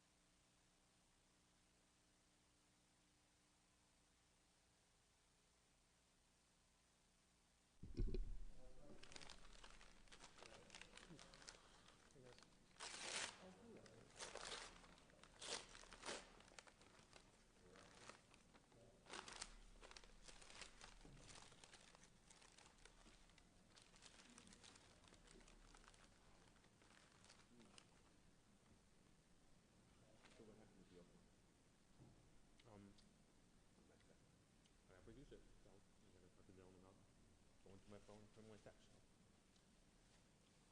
Unfortunately, I didn't see anything. There's one thing that was slightly stupid. For the most part, it was actually pretty good.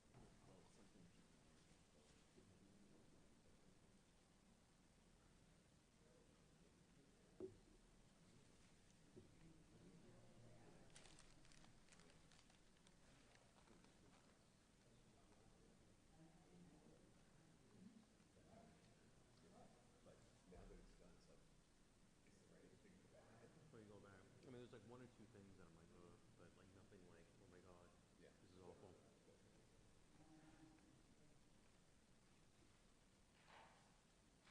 My favorite email for Pop was a good friend of mine who was one of the junior attorney's office. He was doing a case on, I can't tell you about it because I never performed it for any of but we were looking at drug companies who were, actually ironically, we did eventually bring the case, drug companies who were basically turning a blind eye to oxycodone. So like legal who were like, large companies who were selling massive amounts of oxy to like small pharmacies and being like, oh yeah, look at that, I wonder why. So at the time, one of the cases that was going on was against CVS.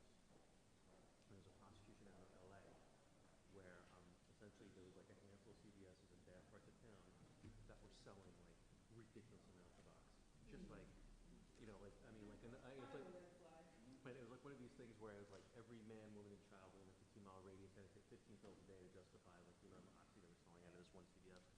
And there was an email amongst the CVS executives where somebody actually said, hey, have you noticed that there's a lot of oxy, coming out of this particular area? And one of their executives responded, yeah, I wonder if they're abusing it. Smiley face, smiley face, smiley face, smiley face. The case settled. They said they're going to get a fork and knife for you.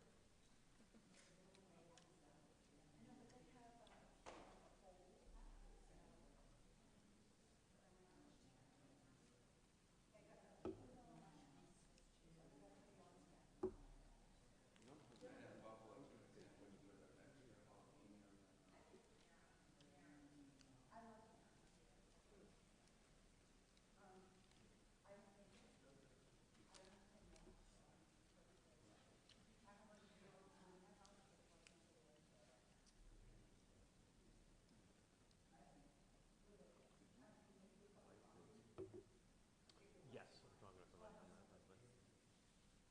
I mean, it's just getting advice about if I can leave and the best ways to do it. I suspect I'm just going to suck it up for another 8 months while I look for another job and then quit my 1-year anniversary. Yeah, of course. Oh, yeah. I thought she was more like, well, I guess she'll probably do anything more gender. No gender stuff. We actually use her. Oh, really? Yeah, because my daughter was with big advertising agency for a long time. Yeah. She was. I didn't think of using her, but She was great. I mean, she was great at the company, and she had a baby, and she took like 3 months off, maternity. it's like the minimum. Yeah, minimum, and it was during, but it was when COVID happened.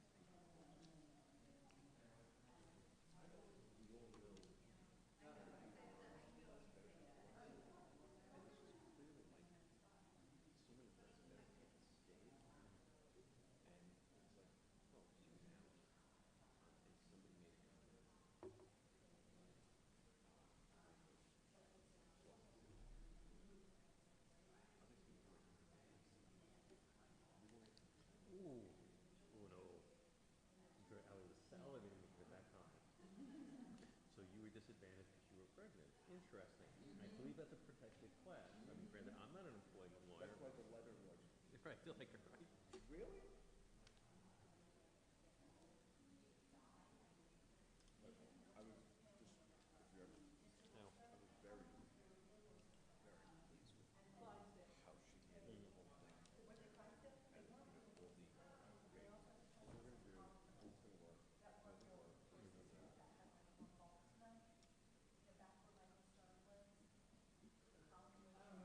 Although even she was surprised that they offered her a job. Yeah, I would be surprised too. Can they just say, all right, here's 50,000, go away? Yeah.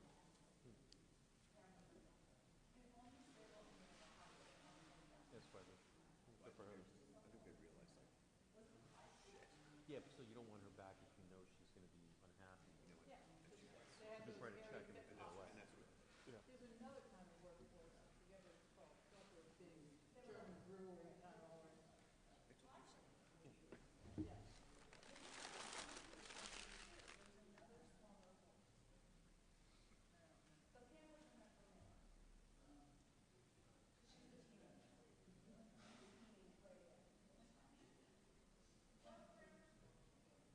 So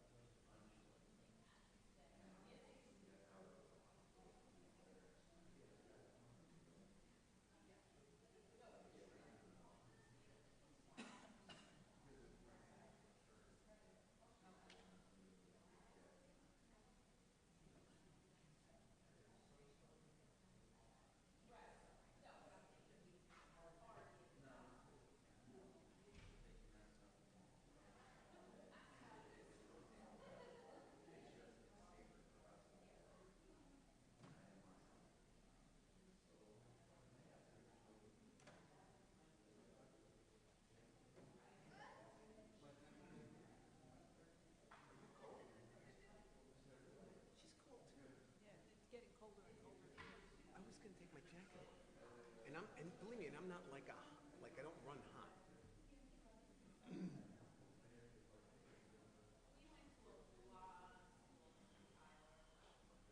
Crazy? Crazy? I saw the. And then he moved out west.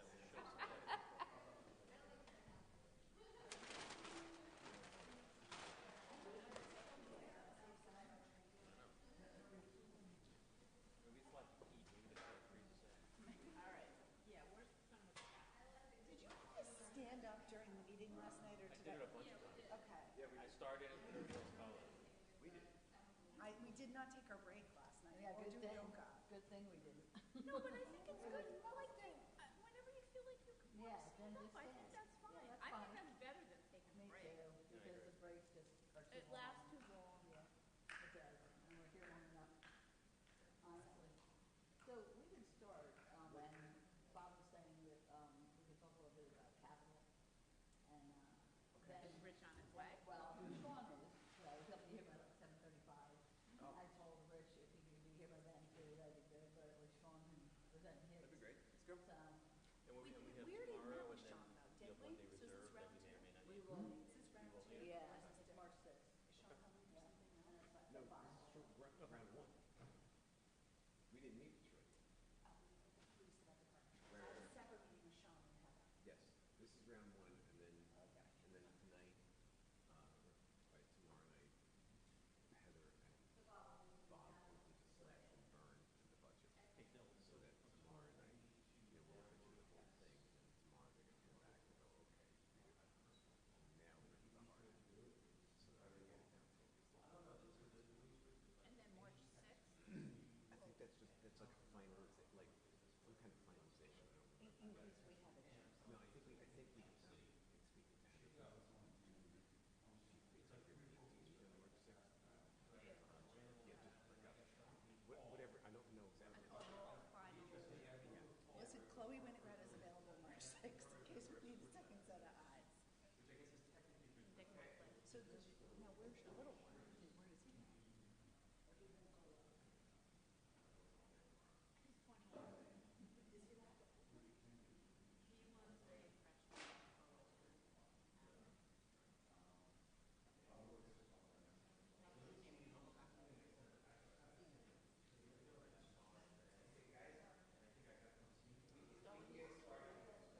He's doing online. I think he has an issue.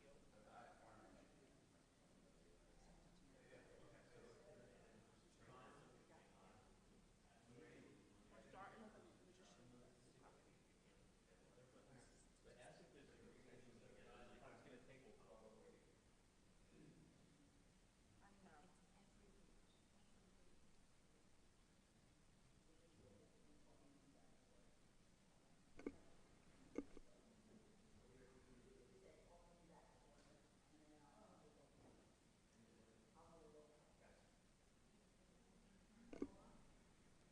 There you go. Thank you. Ready? We got 3 more, right? Thank you. Now that we've completed our break, we'll call this meeting back to order. Roll call.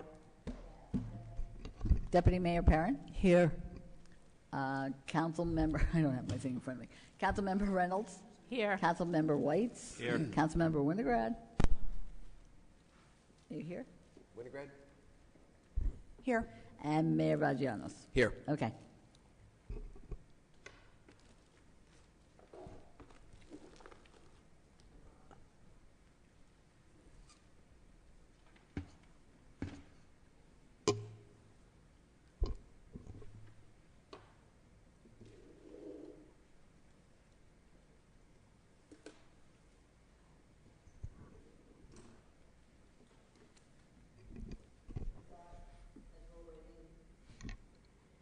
We thought, as we're waiting for the next budgets, that we talk a little bit about capital, because we still have about 3.5 million, right, that we're trying to get down. So I'll hand it over to Bob.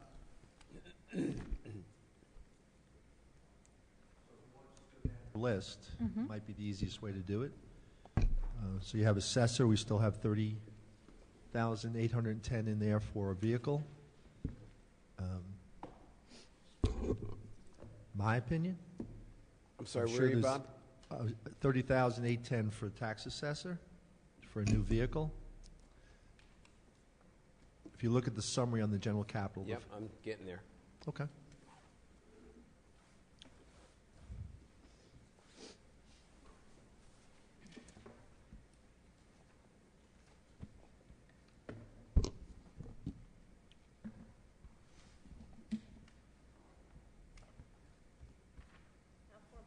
Oh, it's in the front. It's the first one. First page. I'm looking under T for tax assessor. No, you're looking Yes.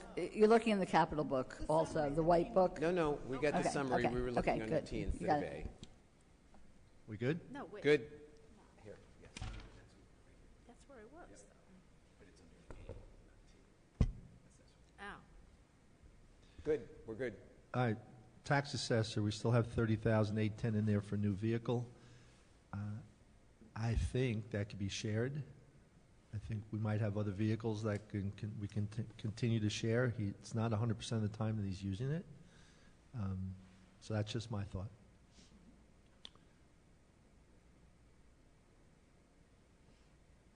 Want to take it out, leave it in? By all means, take it out. Okay, thank you. Is my considered opinion the rest of the council? Yeah. Yep. Good. Okay, we're good. EMS, we have replaced AEDs and replaced portable radios. I think that's something that's critical. Again, I don't know if we can cut that in half, but I think it's public safety, so I'm a little cautious on that. Lucas devices, we've already appropriated that, and that should be, was it adopted last night, Heather? Is that out? No, that's part of what goes into the total. Yeah, it's already been adopted. Right. We approved it with the water bond, I think. Yeah. That big one had the Lucas device. Yes. So with the sleeping quarters for EMS, their preference was to consolidate and use that money. And so I think that's something that needs to stay in. Stair chairs, we've already cut that in half. We cut $4,000, and I think according to John, that's something that they need to maintain the safety of the individuals that they're removing from any apartments or things of that nature that have staircases. Building storage, we took the 50 out. Radio console upgrades we took out, so we're good on that. Let's see where else I'm going. I'm sorry, did we take radio console out? Yes. We did. In that column, modified by council, those negative numbers are what we took out already. So now into the inexpensive items. So we have concrete sidewalk and drainage repairs, $50,000. Wait, Engineering, Bottom. sorry. I'm seeing it, but it reads 100. Oh, 50 No, in 50. our column. Gotcha. The $2 million below it, we've already appropriated this year. Okay. Next big item is $1 million for West Glen sidewalk. That's I- one, That's got to come out. I just as soon see it go. Put it off. Okay. Agreed. Can I just ask what, drainage improvement, what was the problem there? Is that what we're talking about? The No, we're morning- talking about West Glen sidewalk. It says Morningside, Fairmount. Yeah, it doesn't say West Glen. No, It's- hold on. We'll Oh, go I to need the, your- Two separate line items, you guys. let's start with the 50,000. Right. The 50,000, the concrete sidewalk and drainage repairs.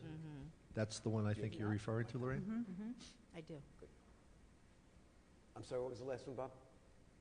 I was asking Lorraine if she was referring to the 50,000 for concrete sidewalk and drainage repairs. No, so we're taking out, so we're not going to do the West Glen sidewalk.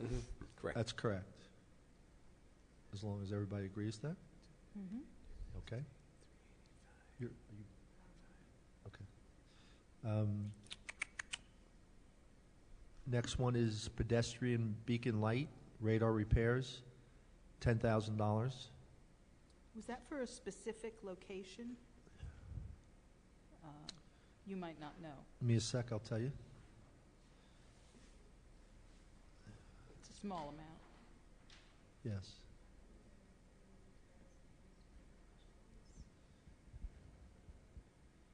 It's 3 pair of flashing lights. It doesn't say specifically where it's located, just 3 locations. Okay.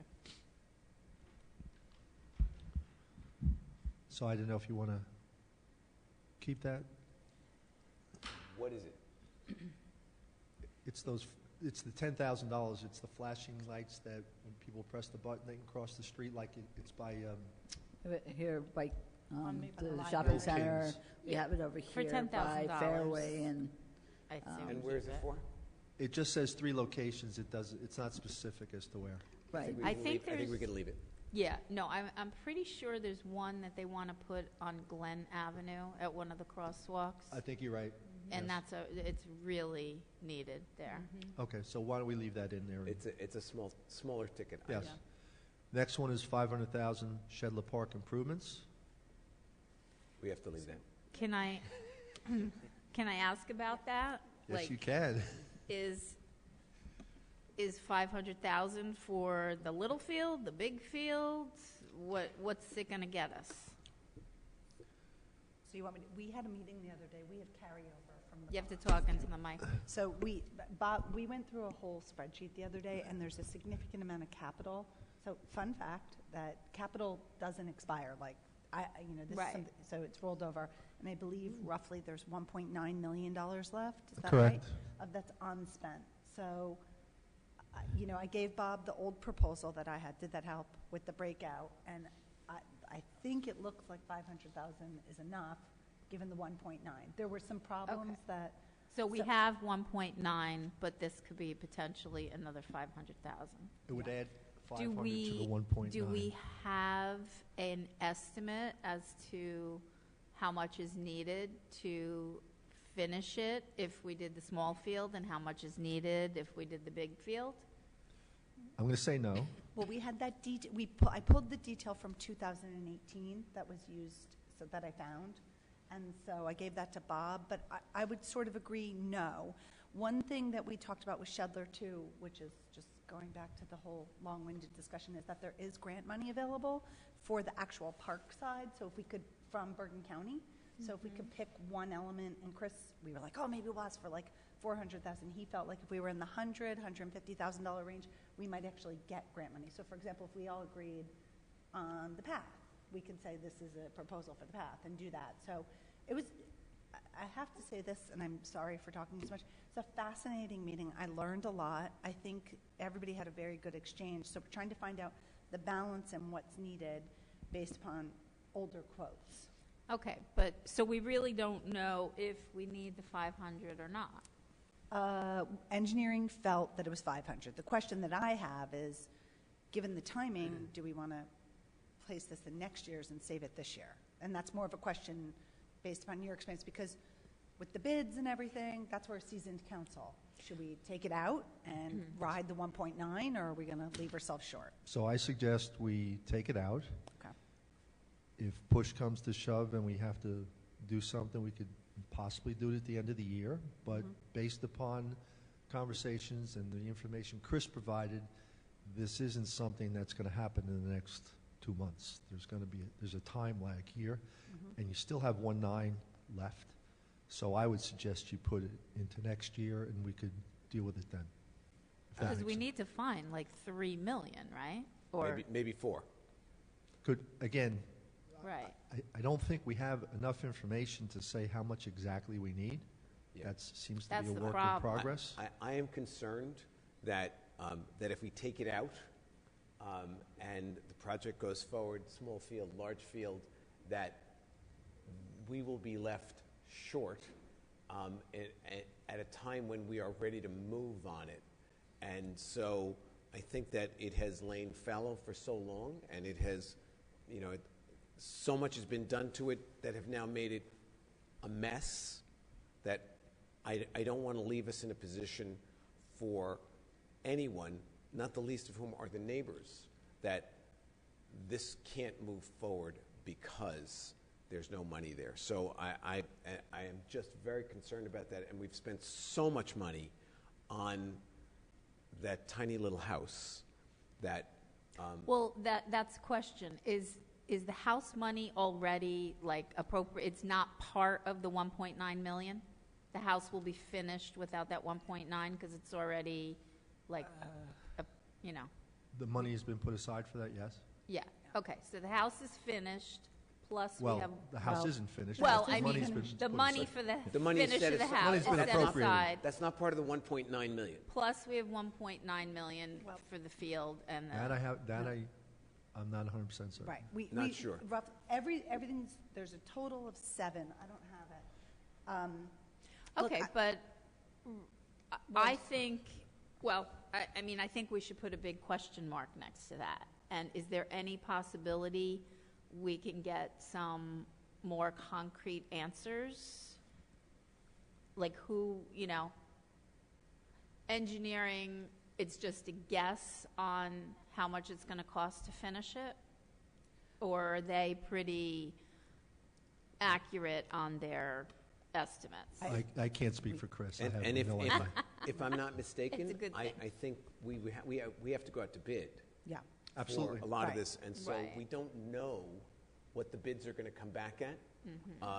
And given inflation and some of the bids that have come back higher than anticipated of late, again, I as much as I would love to grab a big chunk of money here, Right. I think that we would be short-sighted to take it out. Well, I think we need to go through the budget and see like how much we're really, you know, how short are we going to be? I think, and my point with this is a project that we've already started, that we are in the middle of. It is Yeah. not something that we have yet to start and can wait till next year or 2 years to start. And Yeah, we I can mean- go back and forth on this. Right, No, no, but but I I mean- think there's a price, I mean, going back, there's a price for the small field, there's a price for the big field. The small field is obviously going to be less expensive because you're not going to have to. Well, I'm One of not the sure things- we let me know just that add a yet, little and I detail. think The pricing that I pulled, there's two important, and Bob and Chris and I went back and forth with all this. Paul was there. The pricing was pre-historic declaration, so that will make our vendor pool smaller because of the requirement with the historic declaration. So by declaring it historic, we're actually increasing our cost basis. So, and again, no defense here, but like this has been a lot of information for me to find out. I made these guys laugh. I sort of thought when I got on council I would have access to like a library index file and I pull all these files. I really did. I'm telling you that, and people can make fun of it.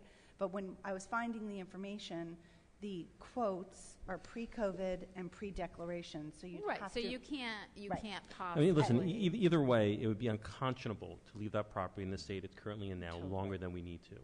So we can obviously figure this out as it gets closer on, but we need to leave money in the budget because we can't leave that place looking the way it looks now for another year or two. It's unfair to everyone involved, and will probably cost even more money than to remediate the property if we let it sit for another year or two. So there has to be a budget for it to be able to build whatever we decide to ultimately build. And if the council goes for the larger budget, for the larger field, we need to have the money available.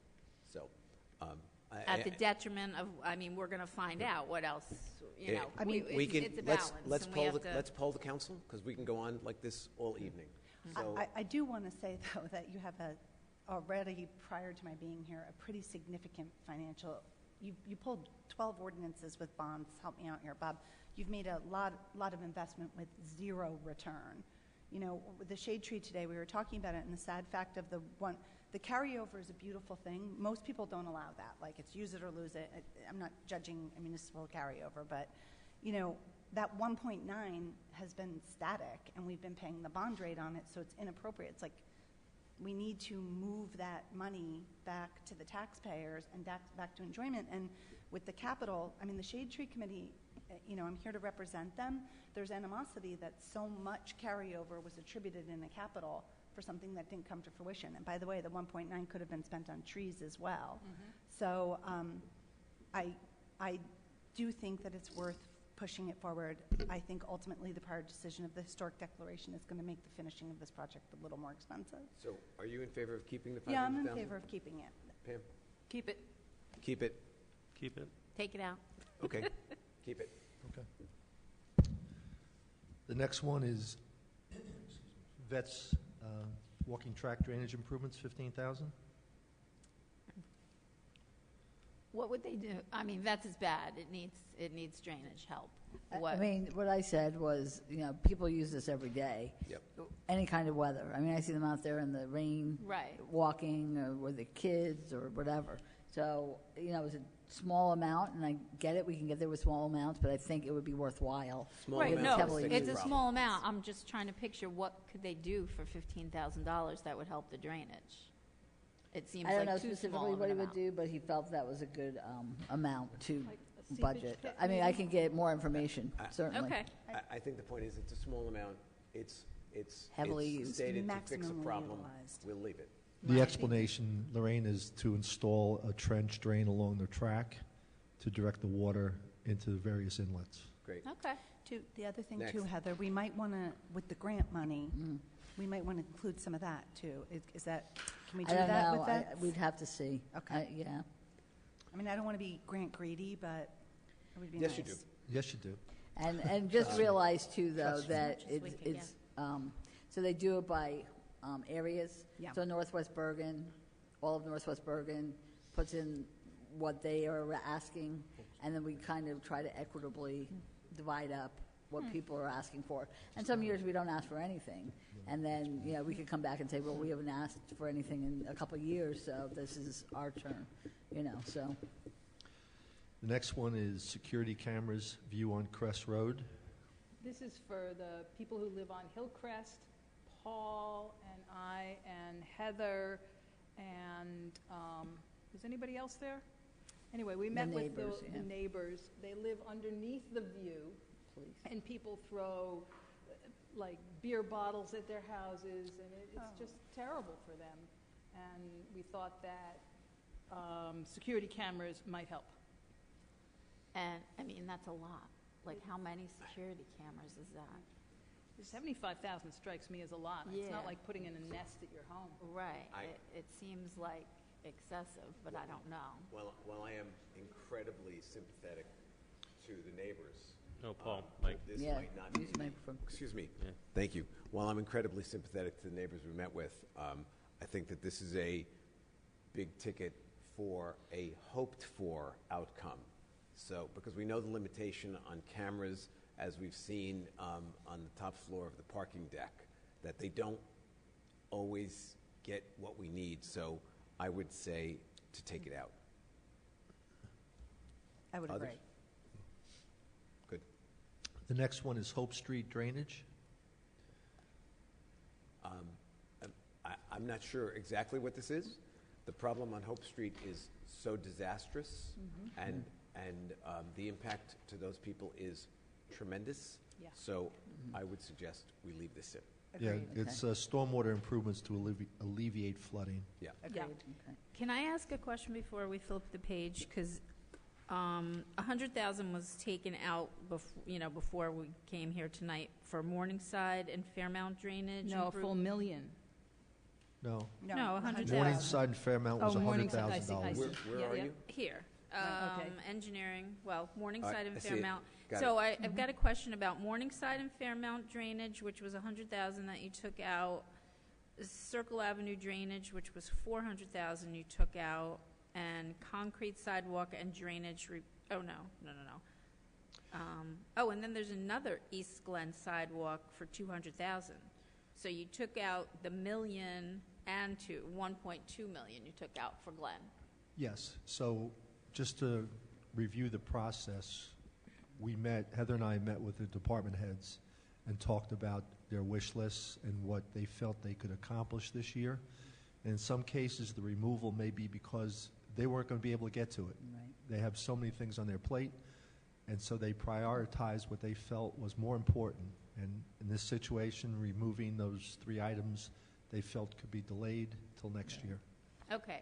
I mean, I just have a question. I do sympathize with people, like you left Hope Street drainage in, but we took the other 2 drainage. I mean, having your basements flooded every other year when we have a big storm, I mean, it's a big problem. So is there, I'm not familiar with Morningside and Fairmount drainage. Is there a big problem there with people's basements flooding frequently?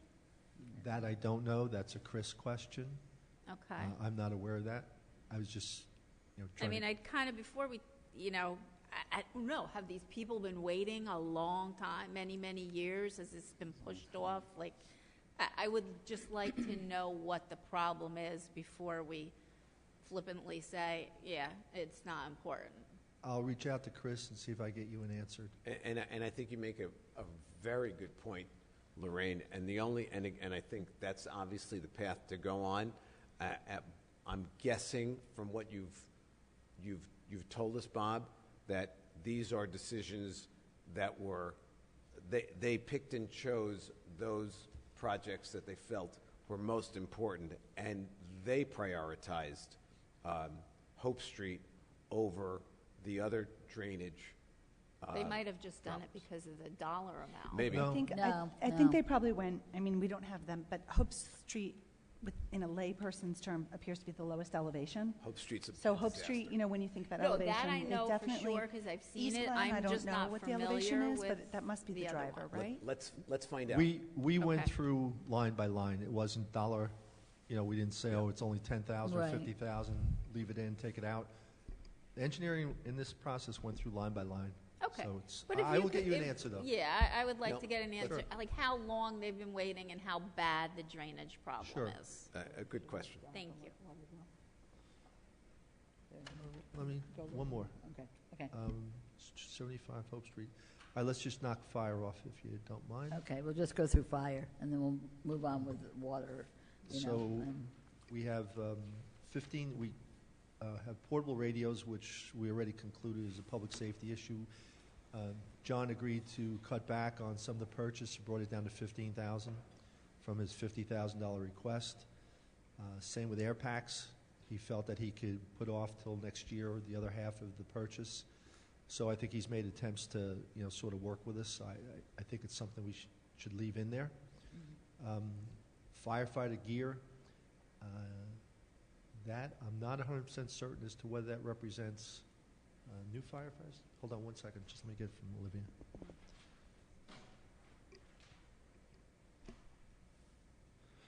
Oh, so under the firefighter gear, this is a second year of a 4-year plan.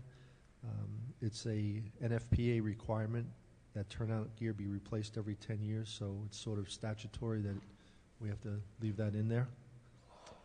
Then the next two are for SCBA hose and equipment and radio project. What's the radio project? I seem to remember John talking about this. Yeah, I think it was the tri-band radios, Yeah. so Yes. that they could communicate on all frequencies and also with the county, I believe. Yeah. And police had the same thing, and EMS had the same thing. Right. Yes, you're correct. Yeah, my recollection was that he made a good case for this one.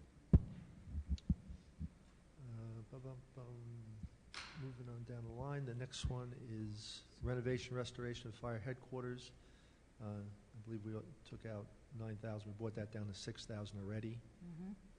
So we talked about that. And then the last one was Operation Blue Angel, which I think council discussed as a vital part of a vital program that we'd like to see implemented.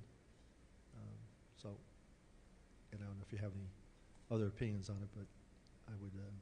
I am personally good with, at least at the moment, with fire's capital budget. Okay. So then we'll put this on hold. Can we just do library since there's only one item there?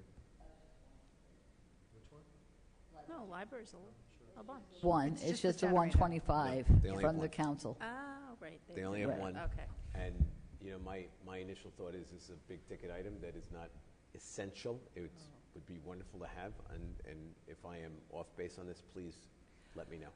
Okay, so the generator was bought with the thought that both the library and the new water building headquarters would be connected to it. Unfortunately, the library didn't realize that the connection to the generator would be, they thought it was all included.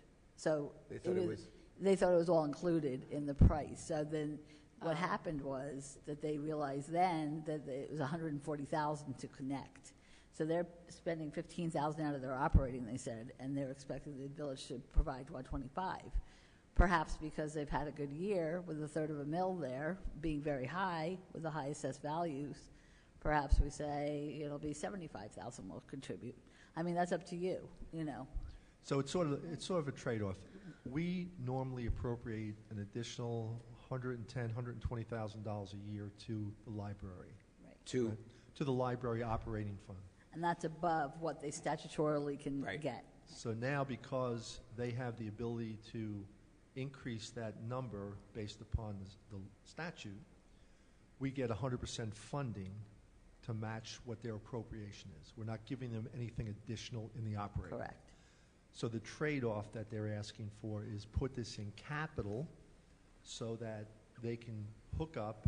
And the other thing I understand is they're not subject to the flooding that we have in Village Hall. Right. So in an emergency, if we had to relocate over there, we would have the generator, we'd be able to use that facility. Well, it was also beneficial during like Sandy when they Right. did not flood. We had no power here in this building for 4 or 5 days. They had power the whole time. So people would go over there to charge their phones, to charge their devices, and they were up and running. So it was, beneficial for the community as a whole, where everyone was out of power for, at least 1, 2, and some people were out for 2 weeks in Ridgewood during Sandy. And yes, it doesn't happen every day, but we get flooding as it is, and they don't flood. They're very fortunate because they're a little higher. So, it is a benefit, and the generator was bought specifically to connect both Ridgewood headquarters and the library. So, And there's an asset not being used. Yes. well, except it is being used by Ridgewood Water, but it is not being But used by the only half. library. In the event of an emergency, do I gather that village offices could operate out of Ridgewood Water for several days? Because that's what we're talking about. If that's what we had to do. I mean, we were here in the dark during Sandy, and we were just here in case people came in, and we finally did get phones, and so people could call, and so, it just made them feel better that they knew they weren't the only ones without power, that we were doing what we could to get PSE&G to get them up and running, but we said, we're out of power too, but we're here to help you, or just to come here and just realize there were people here still, and, the Village Hall hadn't closed down with Sandy, sweeping through here. So, so we didn't in that instance. We were here, but if it were prolonged, yes, I think we could probably make some makeshift areas where people could go and, help serve the public, and if nothing else, to answer questions, to provide resources, things like that. And all I'm thinking is that in the last flooding event, Ridgewood Water was not there. Mm-hmm. So we do have an emergency location that we could operate the village out of. It's small, though. I know. mean, the library's a lot bigger. I know. Perhaps we could discuss with the library a larger contribution. So can I? A smaller contribution towards, from us. Yeah, They yeah. should provide a larger. They should provide, if they could provide a larger Right. contribution. That's something that you could certainly Yes. consider. And so if, instead of the 125, if you want to do 100 or 75 or whatever number you all come up with, Yes. and tell them, yes, you've gotten this windfall, and we're not paying you above, but, it's a tough budget year for us as well. So I just want to advocate on a couple things. First of all, the generator can accommodate a larger square footage, and so we have an investment in something that is now going to be significantly underutilized. That's one, because the generator, so is it now? Okay. Good. So that's a return on a capital investment that was expensive. Generators can accommodate a certain amount of square footage. The second thing is, as a previous friend of the library, sometimes I feel that the village council, when I was on the citizen side, punished them for running their own capital of improving our asset. The library is our asset, and they soften what we have to give to them through their own capital campaign. Evan, I'm hoping you chime in here. And, they do a really good job. I mean, their presentation was top-notch. We talk about alternate sources of revenue. That's an organization that really does a lot, and they're doing a lot of, they're sort of softening our burden for that building. I do think, Bob, too, and I'm just going to say it again, I do think there's the ability, if we make it a place where people can go in the event of a natural disaster storm, that we might be eligible for federal money. You know, we're looking at extreme weather. We have extreme heat. This summer is going to be hot and dry. Power outages happen. We want things like this for our aging and infirm population. And as normal, when someone gives me something to read about, I read this whole prospectus on the generator. I think it would be short-sighted for us not to fund the library. Yeah, actually, Siobhan makes a good point. I mean, I do think I don't want to beat up on them because they're really good at raising money, right? I mean, it's a good point, and again, you'll just discourage them not to raise money because then we're just going to offset what we contribute. I know we've been talking about this for a while. I say leave it in for now. We may have to revisit. Maybe there is a third way, but I do think that we should not take advantage of the fact that they're very good at what they do. And I am convinced, only so far, and I agree with everything you said. But in this difficult year, what I would ask is if you could inquire of the library, if they could contribute another $50,000, and we contributed $75,000. And at the same point, I'm going to drive Bob nuts about the federal money. We'll look into it this year. We'll find some cash for us. That got a smile out of Lorraine.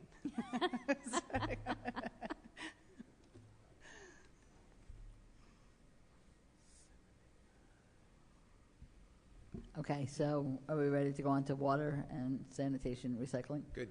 Okay, which one do you want to go first? Water, okay. Sean, sorry, you lose. Sean, Snooze, you Sean's lose. going to be mad at me. a little faster next time. Okay, because I was going to say Calby just moves fast, you know what I mean? So we have Richard Calby, Director of Richard Water, Bill Bierwas, Supervisor of Distribution and Treatment, thank you, and Jill Fasano, our engineer.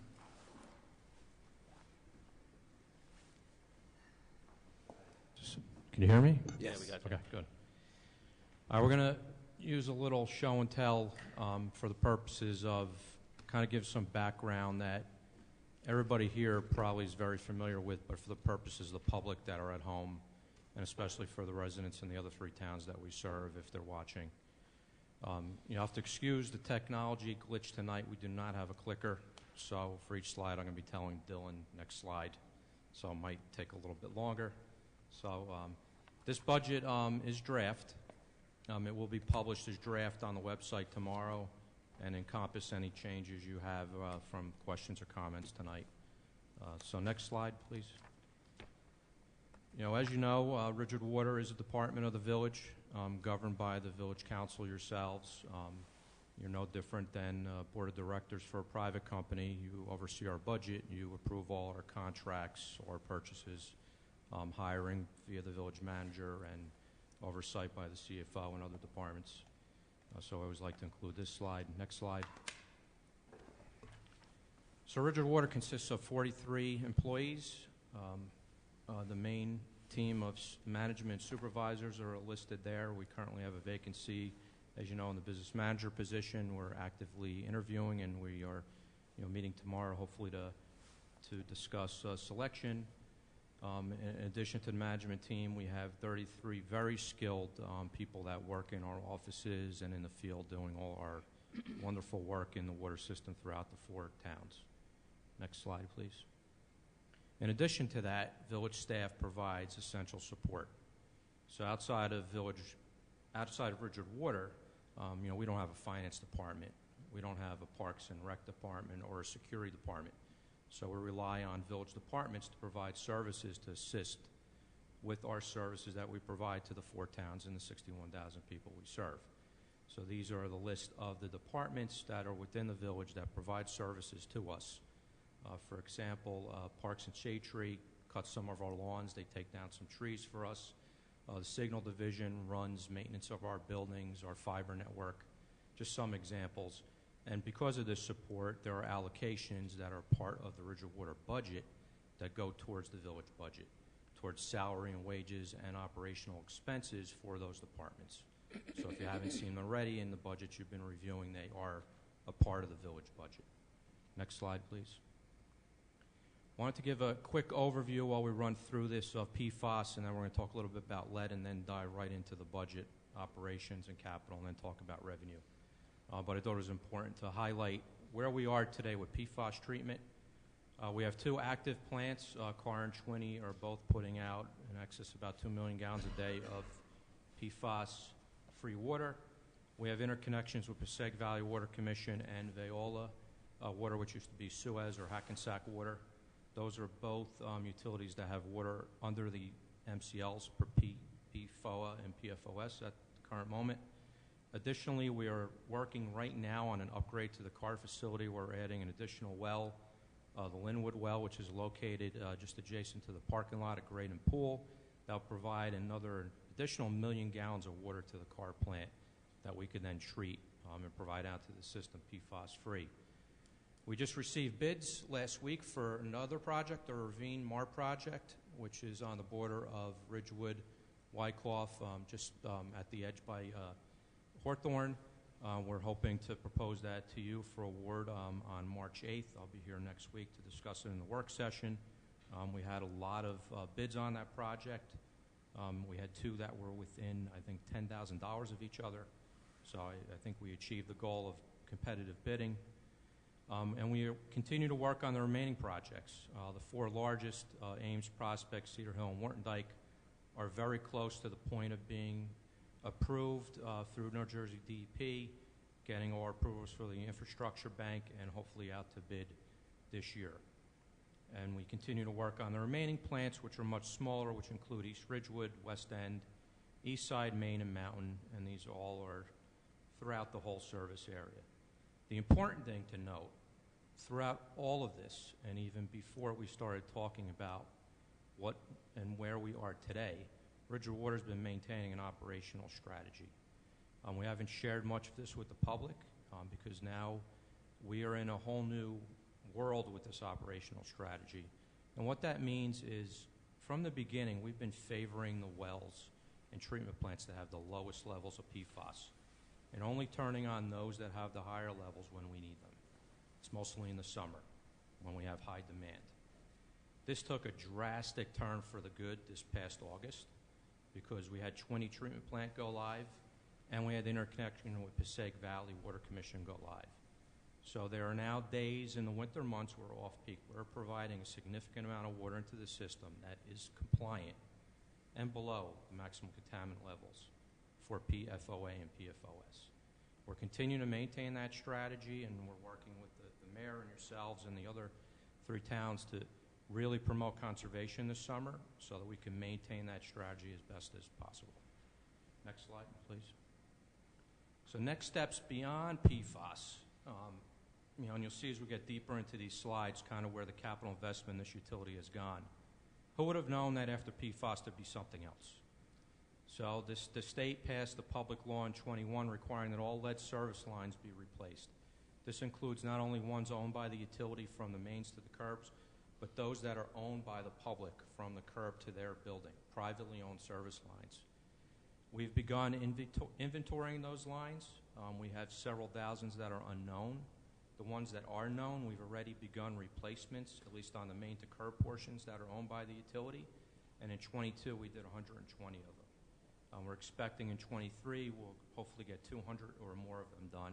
And by the end of 23, we'll have a plan hopefully set with a consultant where we could kick off in 24 a full plan with construction to replace not only the main to curb side, but the private sides.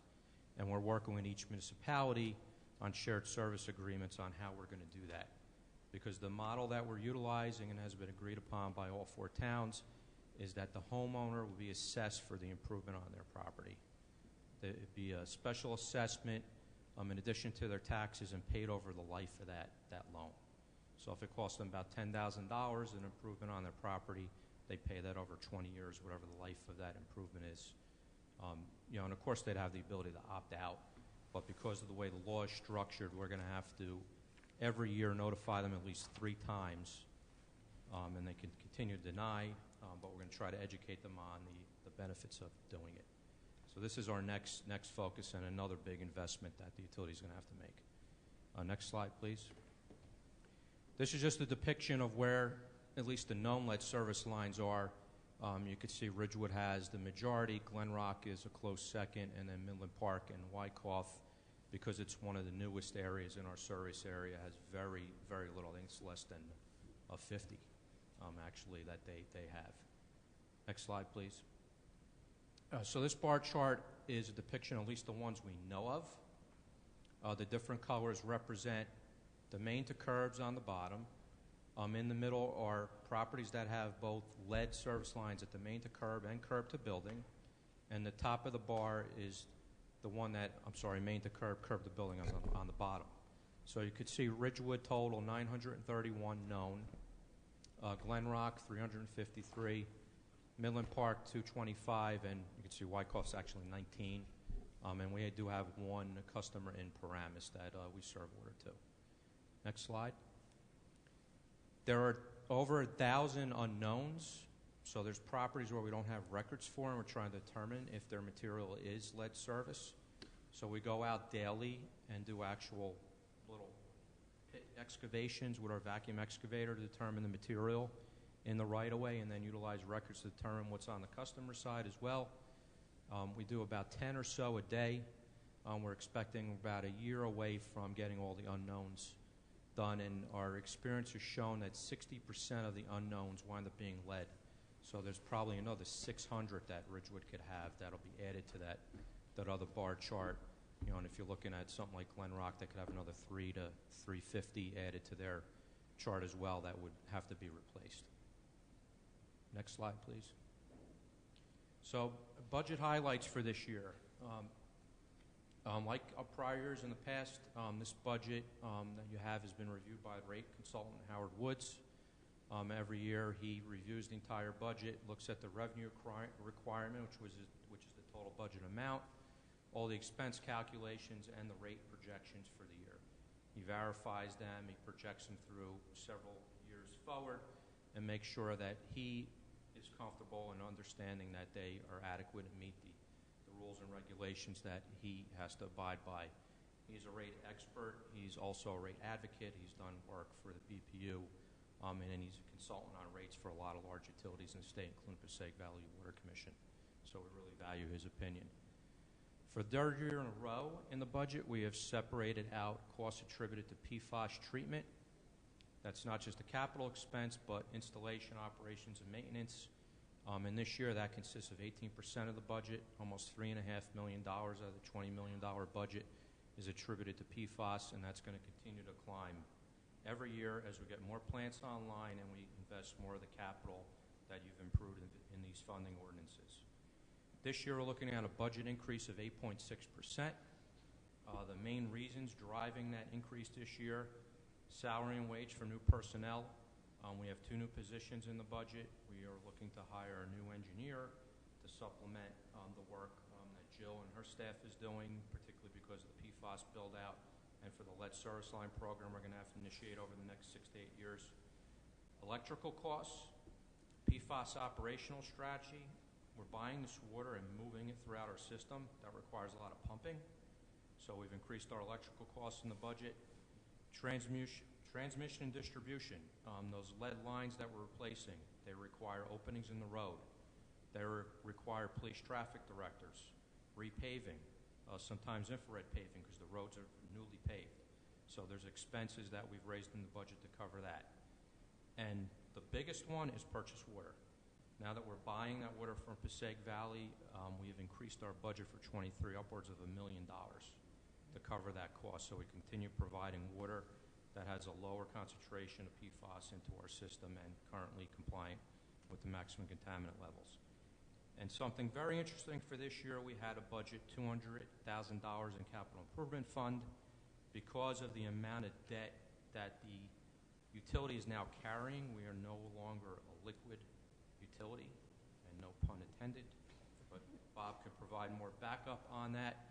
The size of the debt has now taken us to the point where we no longer can claim liquidity. As a result, we now have to provide a down payment for any debt that we're proposing for the year. So our capital improvements, PFAS aside, just the general stuff that I'm going to show on the next couple of slides, we now have to provide a down payment for that. So in this budget, we're providing $200,000. That's going to go in addition to some money we already have in the capital improvement fund that's left from prior years. Next slide, please. So this is a quick, high-level summary of the budget. You could see how we broke down PFAS from general operating budget. It's a $20.1 million budget. If I could have told you in 2015 if I ever could have dreamed of this in 23, I would have said no. But PFAS is driving this budget up. And you're going to see as we move forward in the years coming, as the debt builds, this number is going to also build. But it's all attributed to PFAS. Salary and wage, you're looking at, $4.4 million. Other expenses, that's everything from electric, chemicals, heating, cooling, paving, taxes. We do pay property taxes on the land that we have our buildings on. We don't pay on the improvements, but we do pay on the land. That includes the properties in the village. We have insurance and administrative costs. We have to pay our billing company. We have to pay for things like pension and that's statutory and deferred expenses, Social Security, unemployment insurance, everything else that every other employee has to be covered for in the village has to be done on the Ridgewood Water side as well. Then we have PayGo Capital. This is capital cash that we spend out of the operating budget. So rather than bond $1 million, these are generally small items. It could be lengths of pipe, fire hydrants, valves, meters. It could be a small piece of equipment like a trailer for a road saw or a hitch on one of our trucks. We always appropriate money in the operating budget rather than have to bond out for that additional money for those small items every year. So that's what PayGo Capital is. And then our debt service, I'm looking at $3.6 million this year for the current bonds and notes. The projection next year is somewhere close to $5 million, and it's going to grow. Hits a peak and then slowly starts to come down, but then lead services are going to take it back up and then back down again. And then there's the 5% transfer to the village fund. That's a statutory transfer, and that is to the village to fund the risk that the village absorbs for running this utility, and making the investment in the debt and all the funding. Next slide, please. Just another graphical representation of all those numbers. What this does is it breaks it down a little bit more in detail. It takes out the allocations, so you could see how much of the money actually goes to the budget, salary, wage, and expense-wise. So you could see the true salary and wage number for just Ridgewood Water itself is $3.7 million. The rest is allocations. And then the operation and expense is broken down from things like source of supply, statutory expenses, and PayGo. But you can see operations, salary, and wage are the biggest, in addition to the allocations and purchase water. Next slide, please. So capital expense for this year. Don't look at the bottom number yet. That's the PFAS number. But aside from that, we have to continue to do other normal things in our system. So we're looking this year to buy an additional piece of equipment, a new mini excavator to help us continue with our lead service line replacement program. Essentially what that is a very smaller version of a backhoe. It's on tracks. It could get in very small, tight spaces. It could dig smaller holes, less disturbance, because when you're doing lead service lines, they're typically a 3/4 inch to an inch-sized pipe, so it's very, very small. In addition to that, we're proposing to buy a new machine. Actually, that should be GCMS. I had a typo there. ICPMS is something we're looking to buy in the future. GCMS is a new piece of equipment we're going to buy for a lab that will allow us to do more testing in-house of things that we currently send out, save us some money, give us more control, more quality control, and get the results quicker, and in addition, hopefully, get labs in the surrounding, or utilities in the surrounding area to use our services with that equipment, so they could have the same benefit. Distribution systems, we're looking to replace upwards of about 7,100 feet of pipe in our system. and construct another 1,700 of raw water mains. Raw water mains are mains that feed wells to treatment plants. The linear feed of other mains are actual water mains that are distributing the water. We're required by the Water Quality Accountability Act to do upwards of 2 miles a year, so we're getting close to that with this investment. Tanks and reservoirs, we have to continue to maintain our tanks. Valley View Mixer Project and tank rehab. I don't know if you recall, recently you denied or we rejected a bid that came in very high. We're appropriating some additional money for some of the items that were in that, and we're going to rebid that project. Facility improvements, this is a continuing investment every year. We have homeland security needs. We have over 60 facilities. You know, they're no different than here or a house. They have driveways. They have roofs. They have windows, heating, and ventilation. So we have to continue to provide funding and keep up with those properties. PFAS treatment, this is the funding for the design of the final plants. Lead service lines is the funding to hire a consultant to develop our plan and construction documents. And then PayGo Capital we spoke about. And then the iBank capital projects for the big build-out, $70.5 million, of which 60.5 you have already approved in the 2 ordinances you recently adopted. The other 10 million will be coming probably towards the end of this year for West End and the East Ridgewood plants. Next slide, please. So this bar chart kind of gives the story of where things have been and where they've gone and where they're continuing to go. Everything from 16 on. When I came here in 15, we set out an ambitious 5-year plan to invest about $40 million in tanks, distribution, facility improvements. Then we got hit with the Water Quality Accountability Act, which required asset management, further improvements.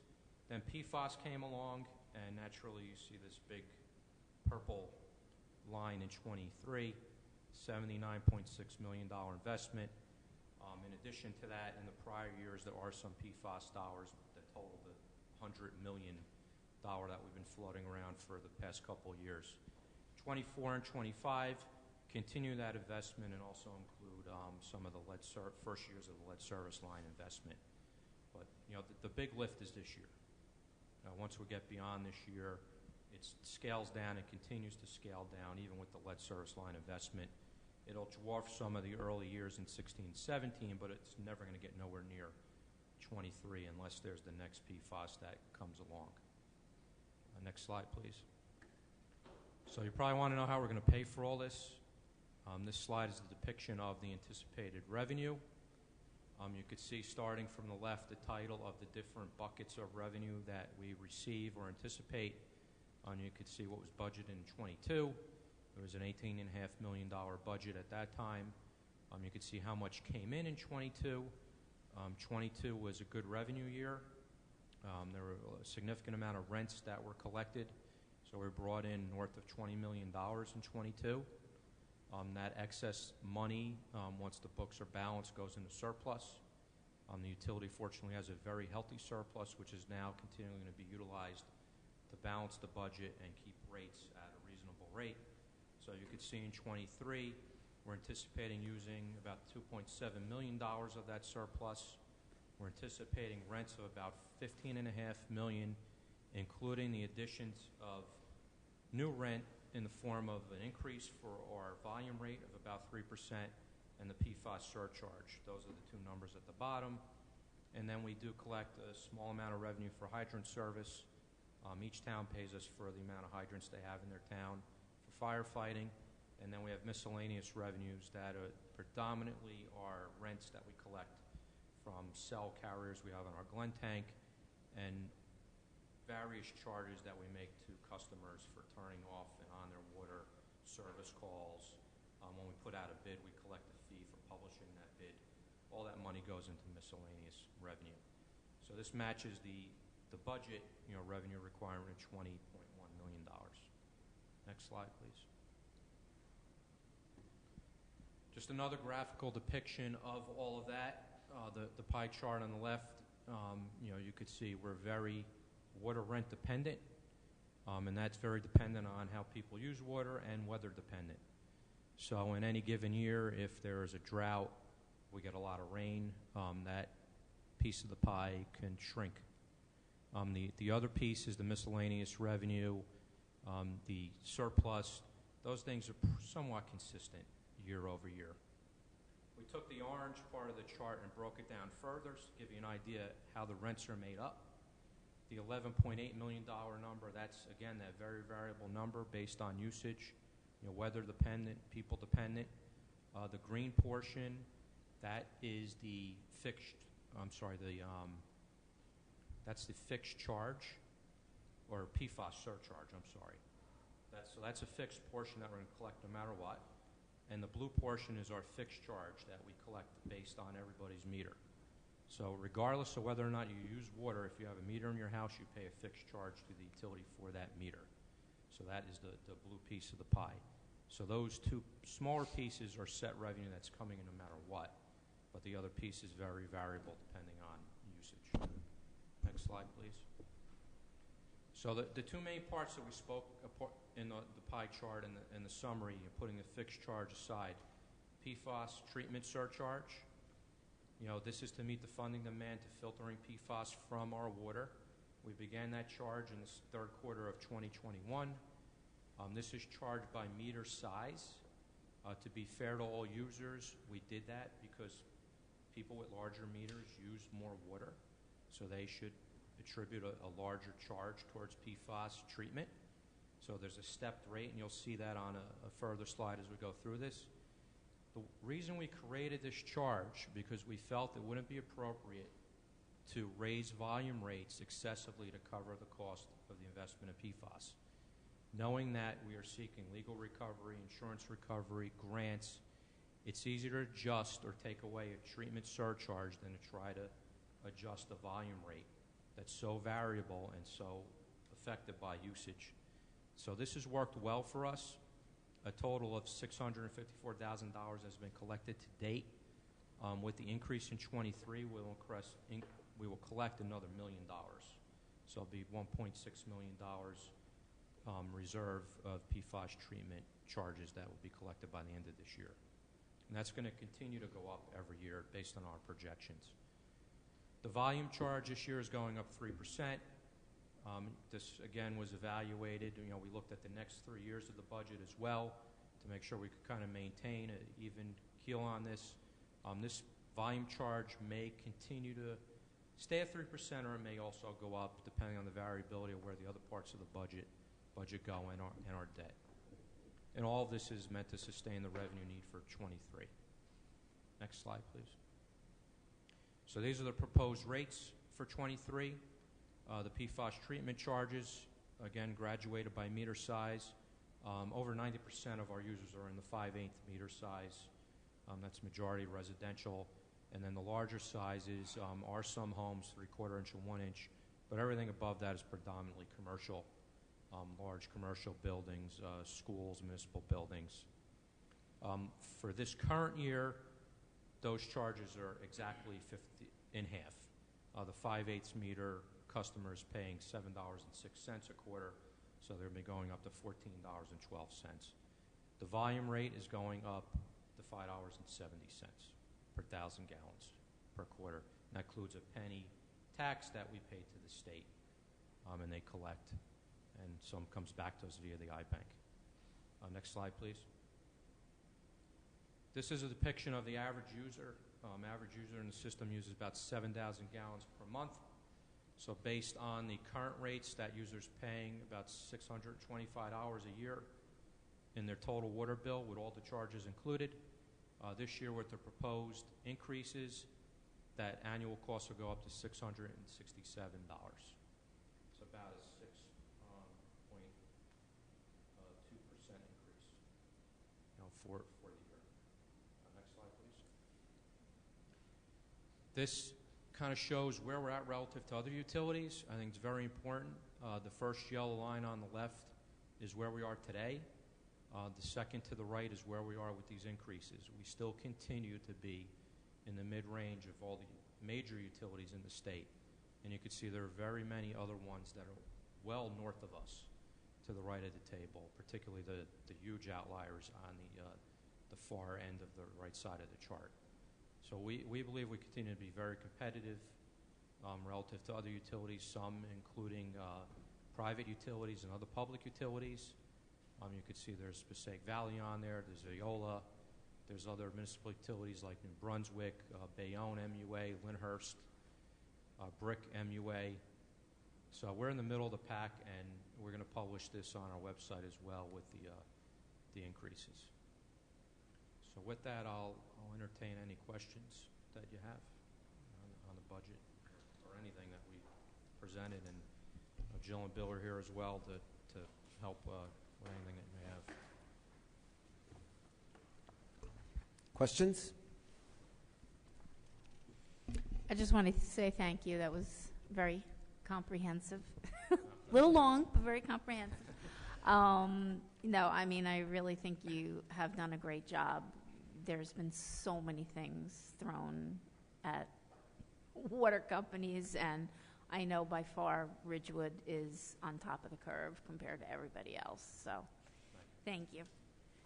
The minute you get the PFAS under the MCL, our home values are going to skyrocket. It's a realty selling point. As we're so ahead of the curve, because we started so early, even though it looks, very dramatic to people when they read the notice and see the end date, we're more than halfway there. There's so much work that's been done every year to get to this point. Mm-hmm. I'm just waiting for those shovels to get in the ground. I love the presentation. We've talked about the communication. The affordability slide is awesome. I think that's really interesting. We own another home in New Jersey and have one of the higher ones there. And I think that in the water discussion, people always question the value of the utility. I would love to see you guys promote the affordability in addition to the safety stuff, which is obvious. But you guys do the best graphics and the best slides, and I'd just like to see Ridgewood Water brag a little bit more about some of your accomplishments. We're getting there. Thank you. Anyone else? Okay, then we have capital to discuss also. Okay. I was on the one slide. Go back to the one slide, Dylan.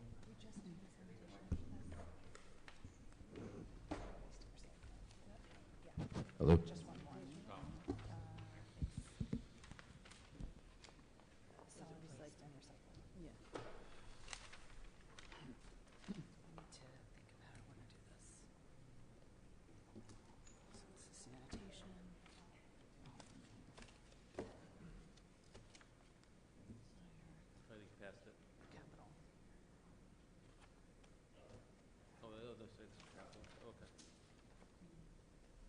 So I'll go through these projects again. This is exact replica what you have. You probably have more detail, listing each of them. The two in the first bracket, I don't know where they are on your packet, but they are under equipment and vehicles, the lab equipment and the new mini excavator. And then distribution system improvements, $5.9 million. Tank and reservoir improvements of $104,000. Facility improvements of $390,000. PFAS treatment for Eastside, Maine, and Mountain of $1,040,000. And then the lead service line replacement program, $350,000 for a total of almost $8.2 million is the capital request for this year, exclusive of the main PFAS iBank investment of $70.5 million. So if you have any questions on any of those individual sheets or the summary, you can answer them.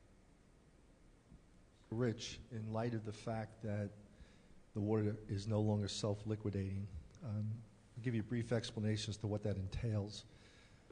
So at the end of the year, if there's excess revenues over expenditures, they're considered self-liquidating. So there's no impact on the village's net debt.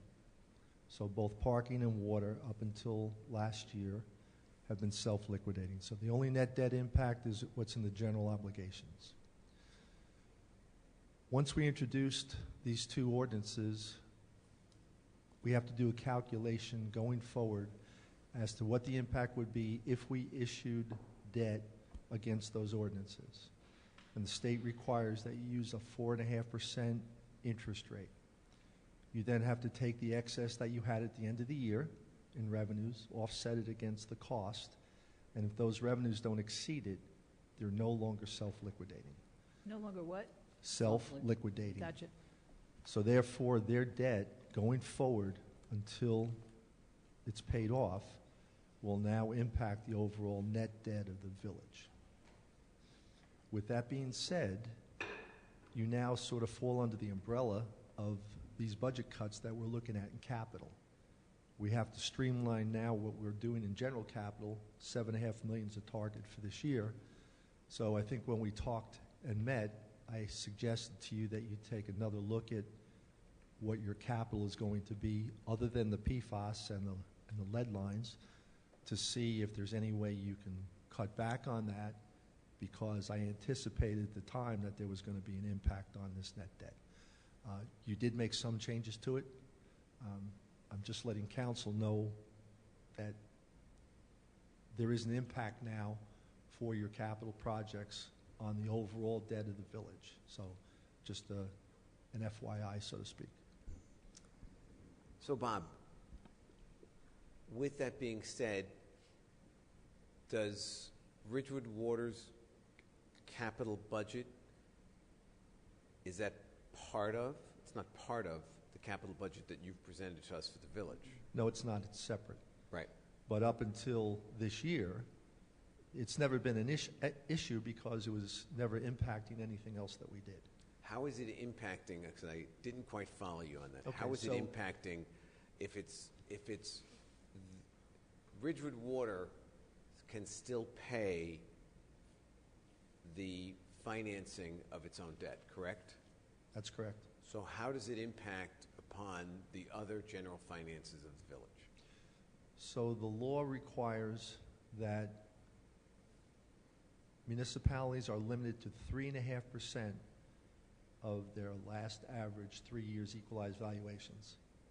So if you hit 3.5%, anytime you want to issue debt and ordinance, you have to go down to the state and plead your case to allow you to do that. We have been entertaining less than 1% for many, many years. So our net debt was, say, 0.8%. Once we have to incur their debt, Water's debt, into ours, that has jumped to over 2%. So that window gets narrowed between the 3.5% and what you currently have. So after you introduce their $8 million plus the $60 million that we just did, we're going to be close to 2.6% jump, increase. So what I'm saying is as you move forward, the only way that goes down is when you pay debt off or you cancel ordinances. But if you don't do that, then you're stuck at that level. And it can only go up then until the debt is paid off. But, and just so I understand this, we generally shoot for and have been attaining an average capital debt of about $7.5 million a year. In general, In general obligations. And generally speaking, we also retire about $7.5 million of debt a year. Okay, close. All right? Yes. So if we continue doing that, and if the $60 million of debt that Ridgewood Water has just taken on made us jump about 1.8% from 0.8% to 2.6%, to get another point higher, which would take us over that 3.5%, rough and dirty would be another $30 million or so that we would be taking on. Okay. So we're not, while it's something to be aware of, it's not something that on our current path we need to be overly concerned about. So the other point of this is when we go to the bond market, the bond rating agencies look at what your net debt is. So all along we've been under 1. This year when we went to the bond market, specifically they asked us about the water. that's a big number that you're putting out there. And I said, yes, but we're getting financing from the iBank, which they were aware of. We get some debt opportunities by going to the iBank, reduction of principal. So there's a lot of benefits to it. But it is on, and I explained this to Rich, it's on their radar screen now. So that net debt going from 0.8 to 0.6, 2.6, they're going to say, how are we going to manage that? So we will manage it. Right. I just want to make sure you understand Right. that there's little, the rules have changed this year because of this big nut that we're picking up to pay for these improvements. Has it affected the rate that we're getting in the bond market No, sir. or our rating? We're doing fantastic, Okay. Got it. okay? I'm just saying, we will go to the bond market in 2 years. So we just need to monitor this and keep track of it. So that's why I said the $8 million now that we're looking at for these other projects. Is there any way we can scale back on that? Is there something that we don't have to do this year we can put off to next year, just like we're doing with the $7.5 million now? Right. We're looking through this to see if there's anything we don't need, that's a wish list, or we have to have. So that's all I was suggesting to Rich, was fine-tuning that number to sort of bring this down a little. So the point of the first half of that discussion is that it's something we need to be aware of, but not overly concerned about at this point. And now the second half of that discussion is, so is there something that we can put off, Rich? Could I just ask a question? Was it just the net jump that put us on the radar, or just any increase there? Is it I'm because we're sorry. so large? Couldn't hear you. Was it the jump that it was such a significant increase that now we're... So you jumped 60 million at one time, And is that... which is unheard of. We've Okay. never, ever done that before. Right. So that in itself raised that net debt number. Right. And then the 8 million that's being proposed on top of our 7.5 million for general, Right. that's another 15 million. Yeah. So that's what's, So you're pushing it? yeah, Yeah. you're raising it. And again, we're not in jeopardy. I'm just letting you know so that when conversations come up, you have the information that Aware of, but not, you can not make overly decisions on. concerned about. Yes. Good. Yeah, to answer your question, Bob raised this point when we met, I don't know, 2 or 3 weeks ago. We further refined the capital budget, so this number includes those refinements. And in addition to that, what we've done is we've set forward in subsequent years that we're going to cap ourselves at about $5 million in capital moving forward, knowing that this concern was worth our attention. So the short answer is there's nothing additional that you can put off this year. Now, these distribution improvements have been planned and underway in design. I'd say at your discretion, the only thing we possibly could remove is the lab equipment. But that's what you might be making money on. We can make money on it. It's going to give us more control and save money with the outside services. We need the money for the lead service lines to continue with that project, the PFAS design. We have no option there. The Valley View tank, that's a bid that's going to go back out. The facility improvements, we have a Homeland Security report that recommends improvements. It even includes new water headquarters, things that they want additionally done. So I wouldn't waver from that number either. I'd say the only thing is possibly the equipment. And yet the equipment is a revenue generator. The lab equipment will be. The mini backhoe is needed for lead service line replacements. Got it. So if we don't do that in-house, we'd have to hire a contractor to do that. I'm good. Thank you. Rich, what's in your vehicles? How many new vehicles are you putting on the road? No road vehicles, just the mini excavator and the lab equipment. Okay.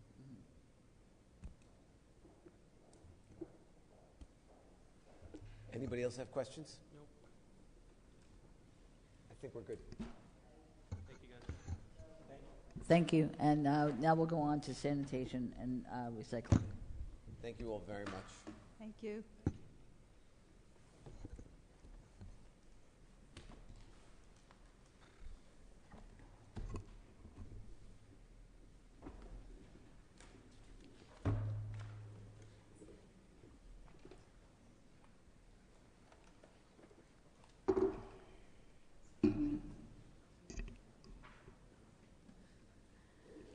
So we have Sean Hamlin, who's our supervisor, superintendent of recycling and sanitation.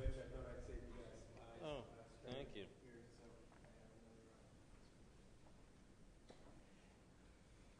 Thanks, Sean. I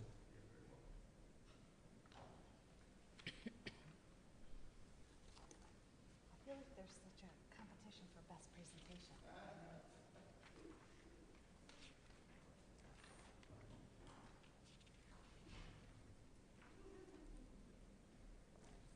Oh, yeah. Getting DEP approval for in-house food scrap processing.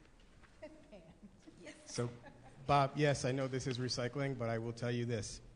All the paper that I use since I've taken over this position, I have not used any Village Hall paper. I go into our e-waste bin. We get a lot of printers in there, and people throw them away with their paper still in them. And that's where I get my paper from. The only paper I that I like use it. from Village Hall. I'll have Cecil recycle all the paper I put in my office. I'll send it over to you. That's great. Okay, so good evening, Mayor and Council. I'll wait for Lorraine to come back if you guys. Oh, mine's a little stretch. Yeah, really.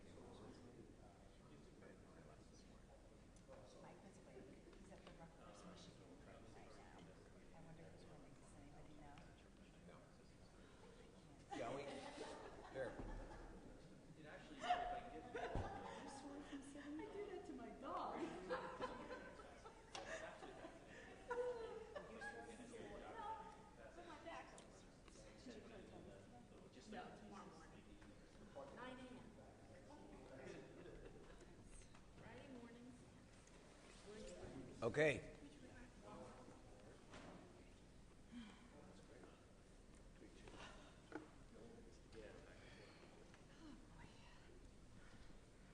So good evening, Mayor and Council. Thank you for having me. So I'll go through this pretty quickly, get everybody home, hopefully. So for those that don't know, just wanted to give you a little introduction to our sanitation and recycling department.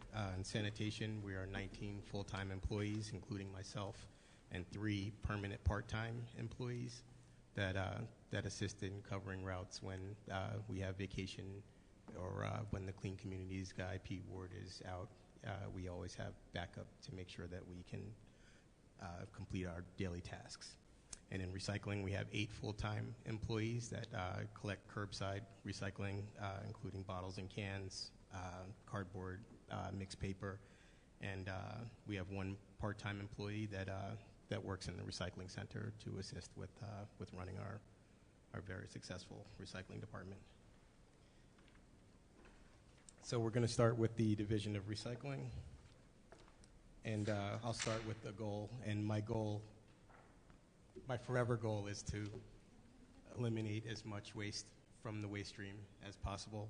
So last year we spoke about exploring the idea of a research and development grant or permit that would allow us to use our Lakeview facility to expand our food waste program. And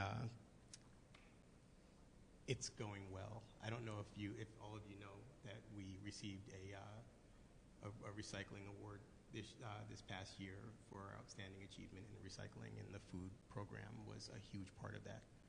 and we are very proud of that. What was the Congra- name of it? Get a little closer to the Oh, microphone. I want everybody yes. to hear that last piece, but also I want to make sure everyone hears you. Sorry. Yeah. So yeah, we did receive a recycling award last year, and it was for outstanding achievement in recycling.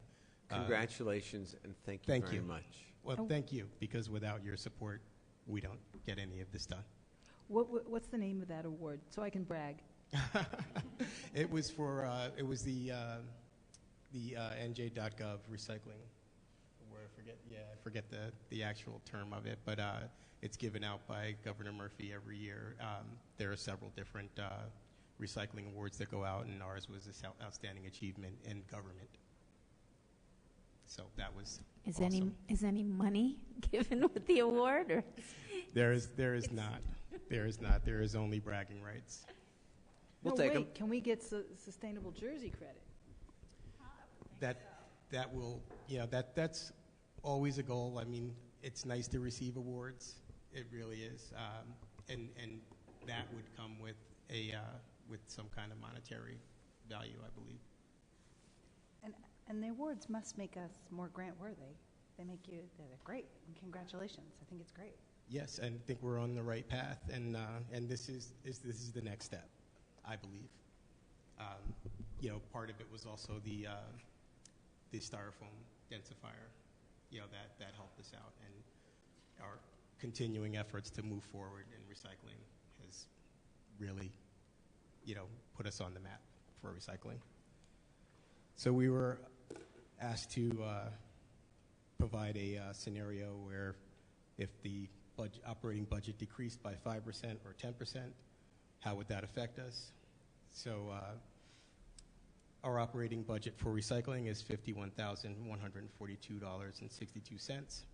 And this year we are going to, we have a full-time employee retiring that whose salary is $90,000, and we're hoping to replace him with the person who's going to make, the lower end of $53,000 as a laborer one, and that's going to save us about $37,800. To get to the other $13,000 that we'd have to save, the only way to reduce that amount would be to make it so residents have to purchase their recycling containers if they break them, or like right now, if they return them broken, we give them new recycling barrels for free. But that would have to end. We looked at the money that we give out, how much we give out for free, and it's about $13,000. So that would be the only way to cover those, that decrease. If it was decreased by 10%, then we're talking losing a full-time position, and that would be really tough for us to do. It would be really unrealistic because we are already struggling with the staff that we have to keep our daily operations going with the addition of, all the new homes and in the apartments that have been coming in. It's made it a little bit tougher to keep up, and just the overall amount of, especially cardboard recycling, because people are still buying a lot more from the internet than they are in stores. So our fibers numbers have gone through the roof. So we also use our part-time employees to assist with the fibers collection, because those guys work hard. I don't know if you've ever seen them out there, but they work pretty hard. So the other thing we were asked to do was to provide a scenario where, this is fun for me, where we increase by 5%. So this year we would love to, again, my forever goal is to reduce the amount of waste in our stream. And we've been researching the availability of programs that recycle mattresses. And they are out there, and for the amount of mattresses that we collect at the bulk curbside, it would be about $7,500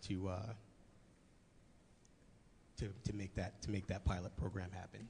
We don't have to purchase any equipment. We have the container to store them in.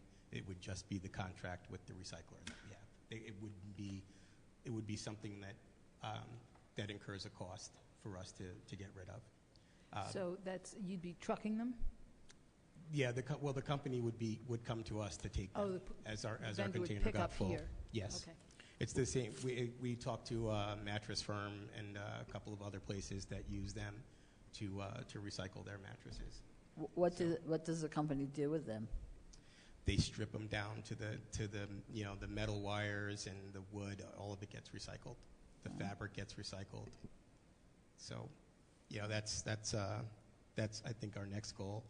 And again, the extra money would help with the research and development permit to help facilitate the scaling up of our food waste program.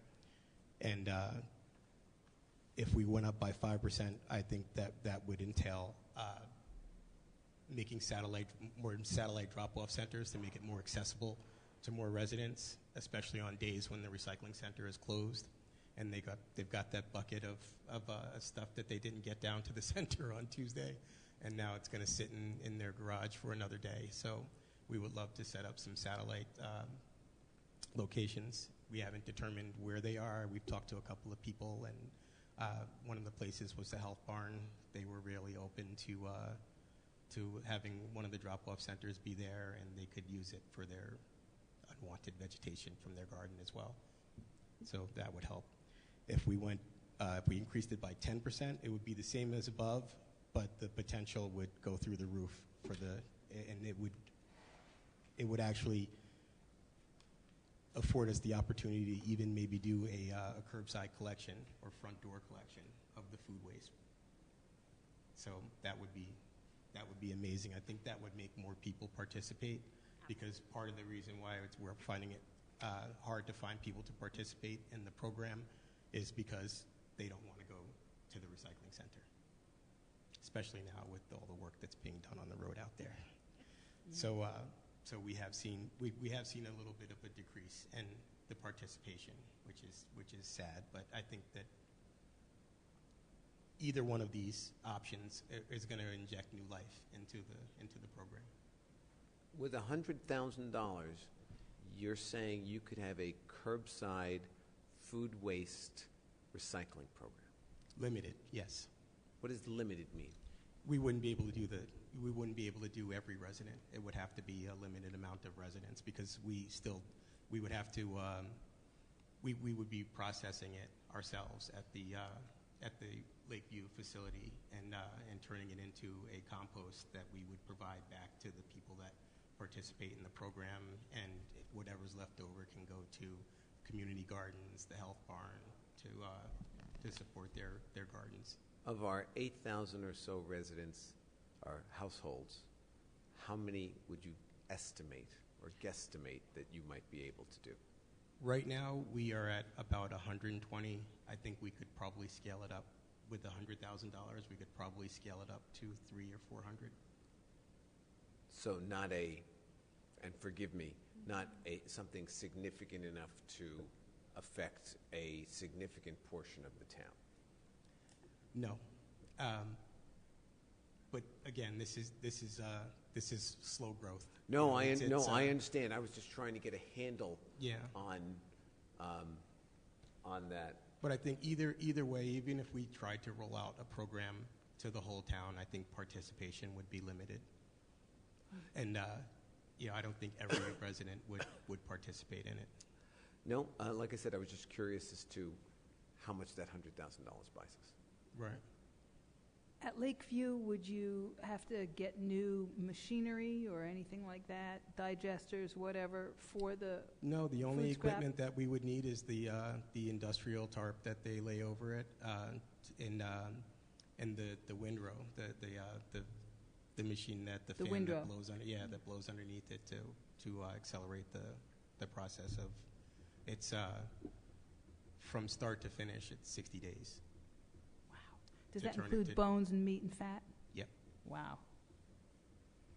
So, and again, this is going to you'll see in my next portion of the sanitation budget that rolls over to there too. So, because it does, it affects both of our departments.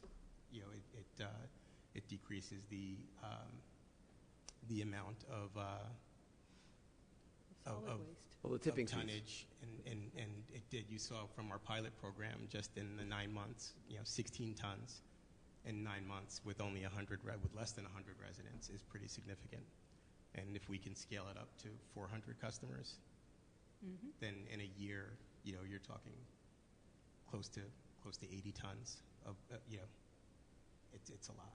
It is. So then we move on to the Division of Solid Waste. So again, both things kind of roll into one another. We would love to discontinue the practice of landfilling mattresses in box springs. And I will preface by saying this. I don't know if all of you, in 2021, we implemented last year, we implemented the 7-item bulk limit. And the decrease in tonnage from 2021 was 355 tons of bulk waste, which equates to $28,573 at a decrease from what we did in 2021. Which is wonderful because it's a small change, which was easy, and although people were up in arms at first, they're abiding by it for the most part, right? Yeah, We're getting more special pickups because they can only put out 7. Yeah. So if they're trying to clean out their whole house before they move, now they have to get the special pickup. If you add the revenue from the special pickups, that number goes up even more. And the point is that our crews are not spending an entire day almost at one home that's been cleaned out. And to think that we save that much in tonnage is amazing, really. Yeah, 355 tons. Great program. That's a lot. So that, again, that the next thing for me would be the mattresses. We pick up, on an average, we do 20 pickups per side of town each year, and we have 6 trucks that go out, and on average, each truck will take 2 or 3 mattresses and box springs, and that's over 500 mattresses a year. So that's that's a lot to go into the landfill. So I would love to find a way to recycle those. 500 mattresses Yeah. a year? And box springs. So if the total budget for sanitation was decreased by 5%, that would mean eliminating all of our permanent part-time positions. And that would mean that there would be more fatigue for the crews when, especially during the summertime when, we have 2 employees out on vacation throughout the whole summer. And God forbid injuries or sickness, we don't have the guys to replace them. And then we also don't have anyone to replace Pete Ward when he's on vacation. And he gets a lot of vacation time. And believe me, I'm sure that if you go through the CBD, you can probably pick the days when Pete's not there. And you can see it. It's noticeable. I think I have to commend him on a job well done, because when people aren't complaining about it, that means, no one ever says how good the Central Business District looks. They only say how bad it looks when it's not being done properly. And those permanent part-timers are a big part of keeping the Central Business District clean. If it were to decrease by 10%, then that would mean complete systemic change. That would mean going curbside collection and canceling the rear yard service. We wouldn't be able to function with a 10% decrease in operating budget. We'd have to lose too many employees.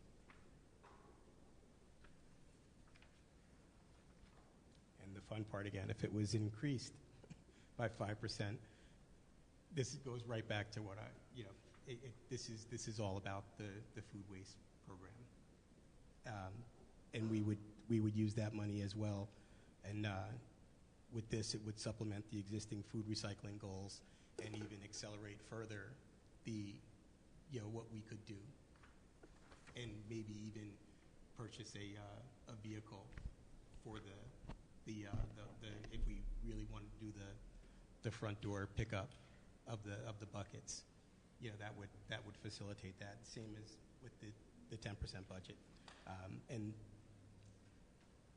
with the 10% budget, if we really throw our full support into this, then that's going to be a significant reduction in the solid waste disposal fees, and it'll also contribute to the community. That means more product that we're going through every 60 days. We'll be pumping out a supercharged compost that can go back into our gardens and improve our soil quality in our town.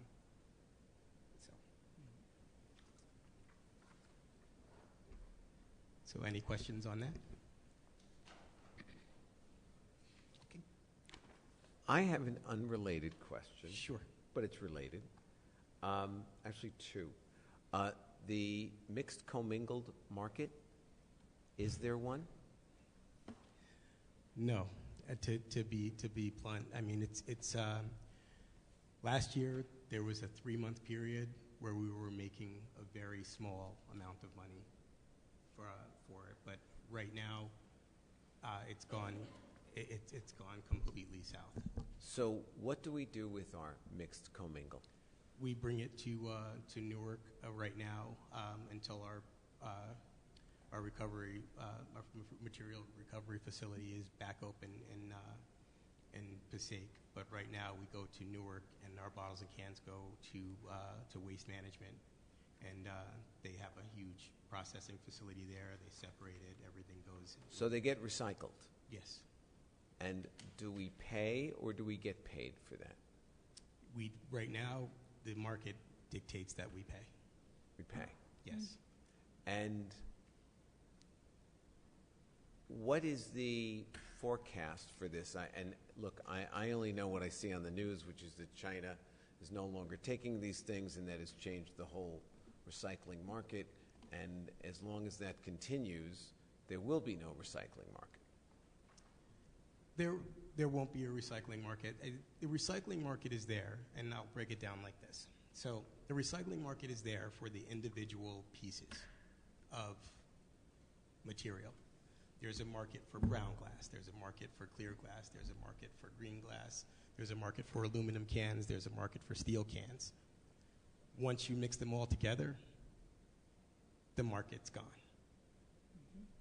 So if you have a separating facility, then you have a market. Yes. But the disposal fee is now, depending on how the market is for each one of those items, which is down right now, you're basically paying for the processing of the material. I understand. And what would the prospect be if we were to open our own separating facility? Then that would change everything. I mean, we would have to be, that would mean taking on more employees, finding a property to do it, and investing in the equipment. Yeah. Right. I was once in this industry, and I'm familiar with these facilities. I would love to see a prospectus, since the market has what would appear to be permanently changed, or at least permanently changed for the foreseeable future. In the same way that we got into the foam densifier business, to see what the forecast would be, investing X amount of dollars, what our return would be on that, because as things change, and as we realize that the foam densifier, for example, is something that we can use as a shared service, perhaps we could do the same with a separated facility. Sure. Am I off base? And I would say no, you're not. It would be just finding the property to do it would be hard in Ridgewood. We've been trying to relocate the recycling center for a long time because I have huge ideas and big goals, but what I don't have is space. I understand. So yeah, I mean, I would be all in on investigating, how that could be done. And believe me, I don't mean to instruct you. That is the purview of the village manager, and I don't want to send you on any wild goose chases. But as the market has changed, and if there is a market for separated recyclable facilities, would it be worthwhile to look into this? It would be worthwhile to look into, and if during that process we find that there is some validation to it, then I'll keep going further. But if it gets to a point where I find that it's probably not, then I'll probably stop. I think that would be terrific, and I would love to see if it bore fruit.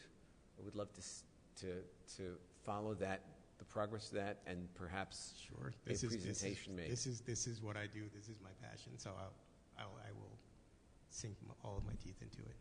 Thank you so much. You're very welcome. Sean, I think you're supposed to challenge us and say, I'd like to see all 5 of you in the food program. What's that? I'd like to see all of us. So I believe, Pam, you're the only one, right? No, I'm you are too? Great. So I'm going to join. I mean, it's amazing. I've always thought about it, and it seems great. I will say I have not done it in a few weeks because it's just a nightmare getting there. Yeah, and what is that, and how long is it going to last? Yeah, do you know what they're doing? I don't know if is it gas lines or is it...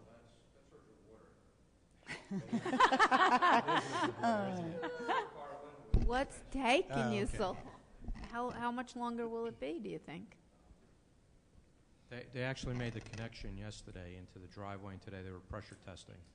So we're pretty much finished at this That's point. the Linwood well? Linwood well. Yeah, we're running the raw water main, and it connects in the driveway to the recycling center. Well, when Glen is open, you should almost put it in the e-news and tell people. Because if they don't live in the area, like I could see how they get frustrated and just say, I'm not doing it anymore. Mm-hmm. And I do love the satellite site drop-off. I think that's going to be great, especially on the Wednesday. I think it's interesting if you can do it. But where? Well, I mean, participating with Health Barn, that's a great, unless it generates a lot of traffic up there, I think it's a great idea to try to expand it. If I could just add to the mayor's charge, and Sean loves this stuff and loves to explore any opportunity, but to do source separation, there's 2 options you need to look at. One is you want to do it maybe at the curb, have people separate the items on their own. That's probably the cheapest alternative. If you want to do a source separating facility, in Ridgewood, you're going to find it's very costly. Equipment is very expensive. But what I'd say is we should talk to the county about trying to do it on a county level to help the municipalities in the county that are forced to recycle by law and are now being forced to pay because the market is in this condition. So And perhaps that's one of the avenues you could pursue. It's a great idea. We look into it. We look at a global, regional option. Sure. And where are we in terms of the shared service agreement for the styrofoam densifier? So I'm glad you asked, because we are hosting 3 towns tomorrow for a demonstration down at the recycling center at noon. Anyone who wants to come down and attend, you're more than welcome. Do you want to videotape it and include? We do. We videotape all of our demonstrations. Maybe put that in an e-notice. It's such a cool program. Yeah, I'd love to I see. think I can't be there people, tomorrow, but I'd love to see it. One of the things that I love that you guys do is with the 7, you start the awareness. The awareness that in all these secondary markets, like buy nothing because people don't want to put more out. And I think those little things have had bigger impacts. I know that a lot of, moms are very concerned, much more than they were 3 years ago, of where this is going, and they try to find it. There's much more of an effort, at least online and in the community, to find things a place. So I think that's awesome. And So- I wish more people were concerned, and that's why the next thing, I know it's going to probably be another thing that we get a lot of pushback on, but another thing that I would like to do this year is introduce an ordinance that removes the styrofoam from the bulk collection and makes it mandatory to bring it to the recycling center. I think it's great. And that video, if you let everybody watch it, and put in a little recycling coach, your analytics would be off the roof. I think you'd get literally 4,000 or 5,000 people watching it. So do we have any questions on the operating budget, or? I'm good. So move on to capital. So we'll move on to capital. That should be quick. I think we're down to 2 items in our capital budget for Well, should we look at the for summary? recycling and. What more can you cut? Should we go to the summary instead? Okay.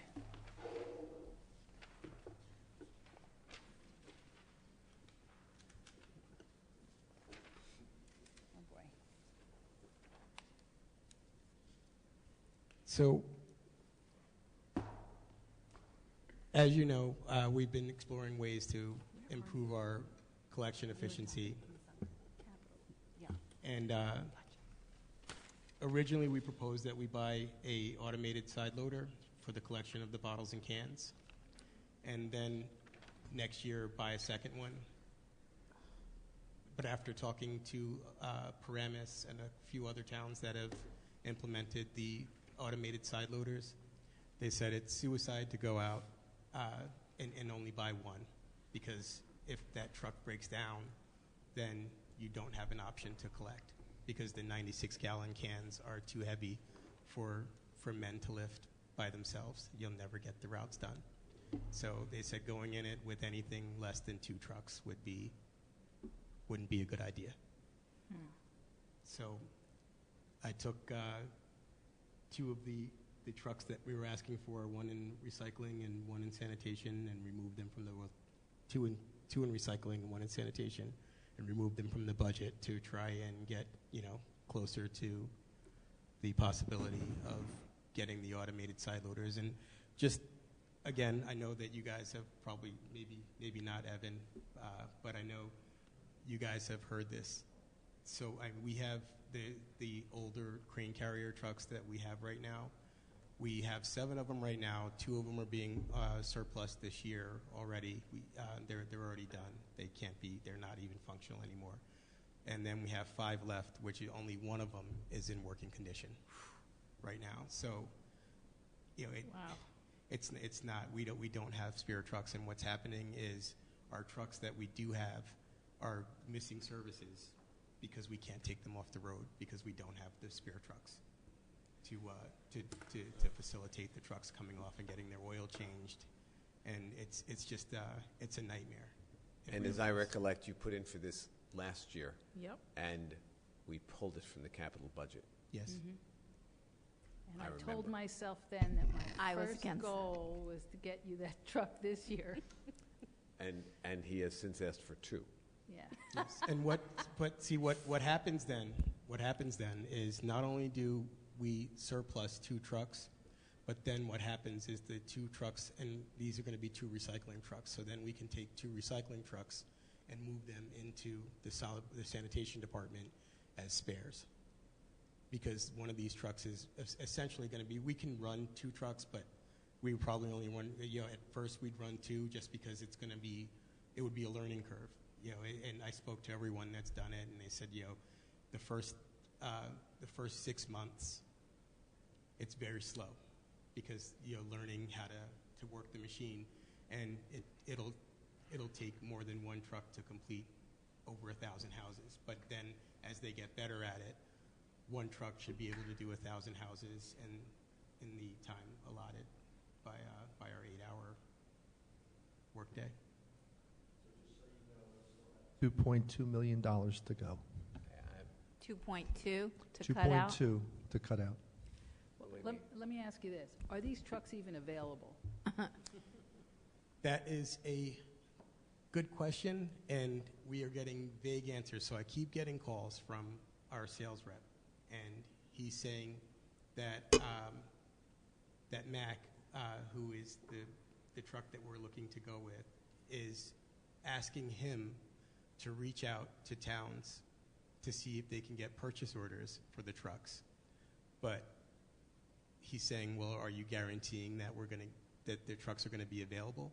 And he said, no, but it would go a lot further if we had an agreement from the town, from municipalities, if we had purchase orders in hand, it would go a lot further for them to say we can make trucks available. So I believe that the trucks are available, but I think that they're trying to get cute and say we want purchase orders. It's their way of saying we want purchase orders before we agree to make these trucks available.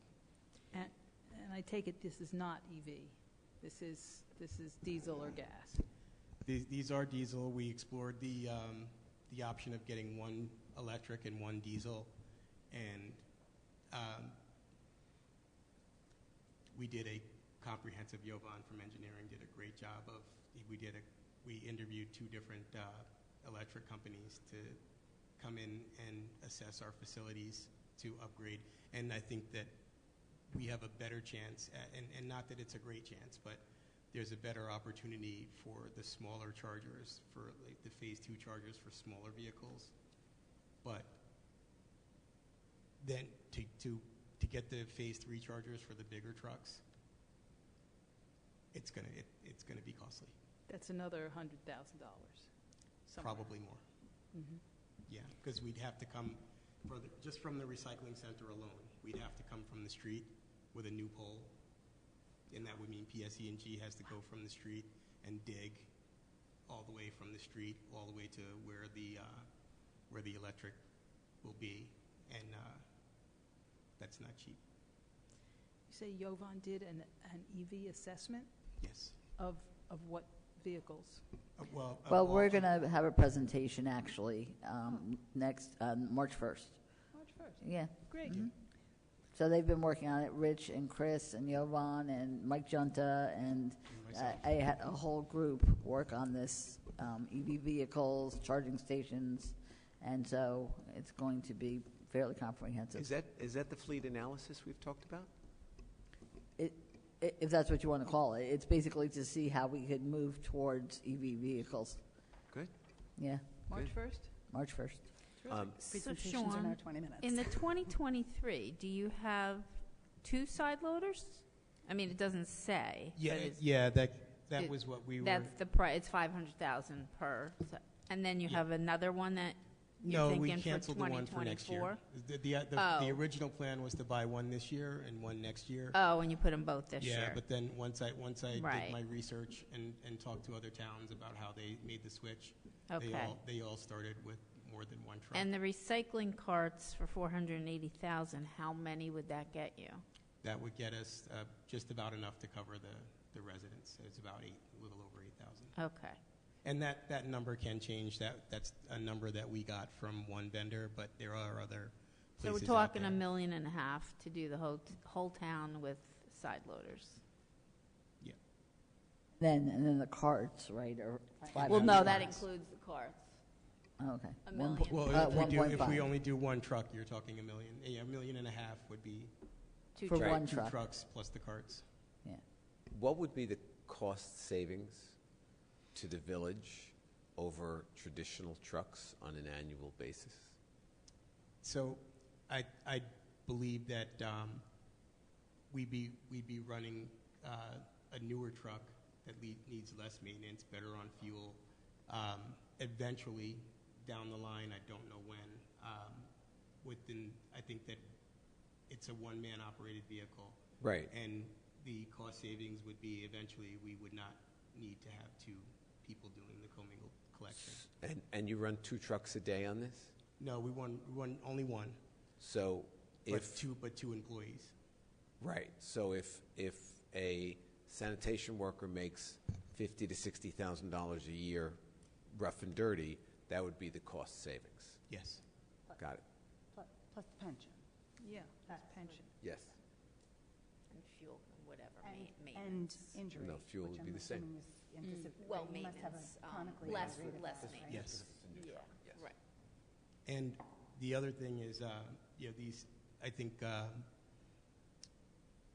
our overall quality of material is going to go up because these trucks have cameras on them, and they do have the ability to, even when you go to a house, there's routing software that you can purchase for the trucks, where it will things that go in, and it'll, copy the address down. And then that gives us an idea of who's recycling what and who's got a high contamination rate. It also has software that when you go by a house, if the can's not out and they call and say that they didn't pick up their recycling, then they can say, well, that house wasn't out, and the routing software will send you a picture. I just found this out. Benrod has that. One of my neighbors put his recycling out. They just went to a private company, and they have the camera software on theirs. And he put his stuff out late, and he called them up and said that they were missed. And they sent him a picture in the email of the front of his house with his can not out with a timestamp. I was like, wow. It's good. It's good. Sean, that's been a great presentation, and you've answered so many great questions. Does anyone have anything else before we let these nice people go home? I'm having a memory problem. Where are the garbage cans for the Central Business District?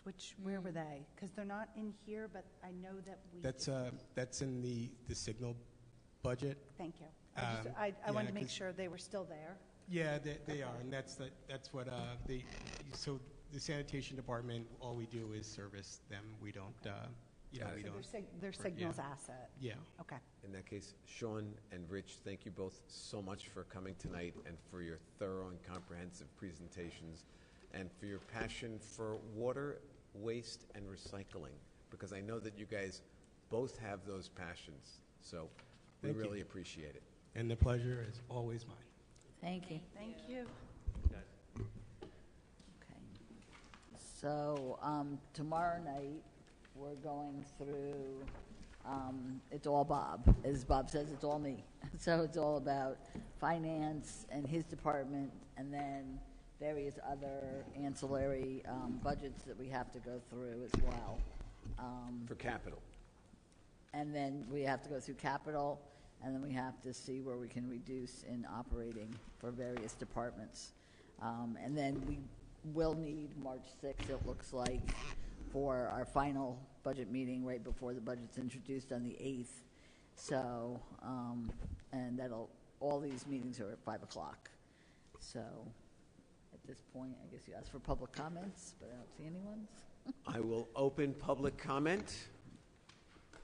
Seeing no one in the room, I will close public comment, and I will entertain a motion for adjournment.